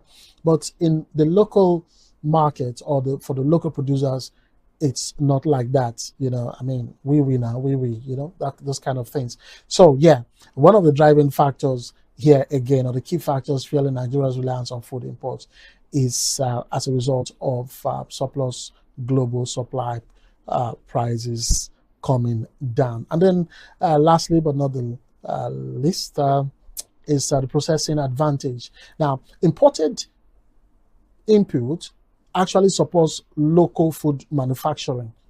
Okay, in other words, you could import machineries from abroad, you know, to support your local food production.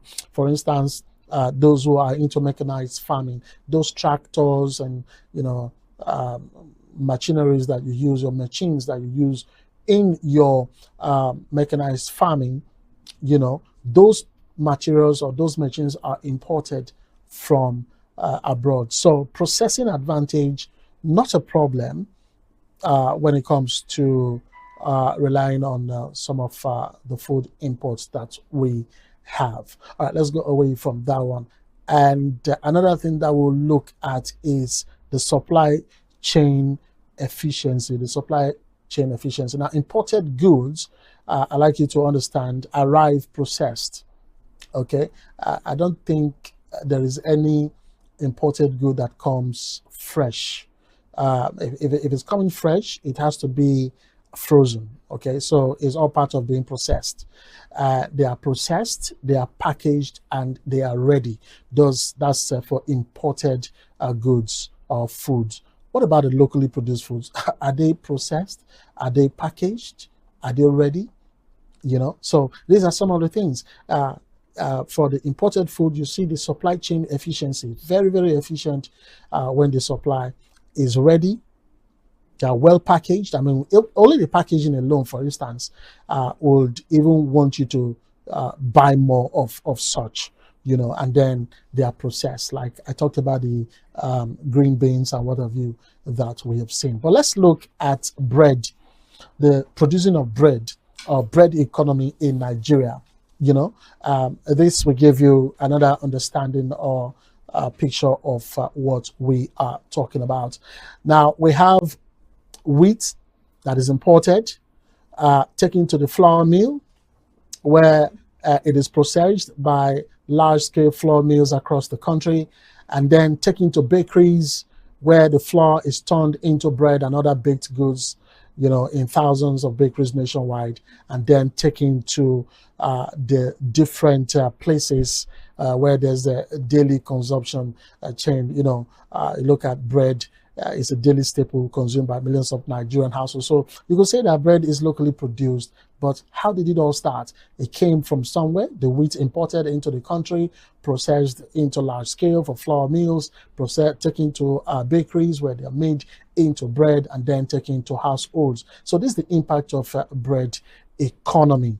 Now we have bread value chain. Before we go on a break quickly, we could see the flow, which we just saw again, from import to flour mills to bakeries to consumers. So millions of jobs depend on this chain. So you could see what the foreign or the imported food could also do for the economy. So imports are not just competition, they are embedded in Nigeria's food system. It's not going to go away. But while imports scale efficiently, which we've pointed out now, local farmers are operating in a completely different reality. And that's what we'll be looking at in the next segment, the farmer's reality. We will be looking at the high cost and the low returns after this break. Stay with us. Welcome to Dursag Engineering and Services Limited. A trusted name in the oil and gas industry, proudly registered with the Corporate Affairs Commission since the year 2000. We hold several specialized permits with the Department of Petroleum Resources, are accredited with service and product codes by NIPEX, certified by Dun & Bradstreet, and proudly ISO 9001:2015 certified.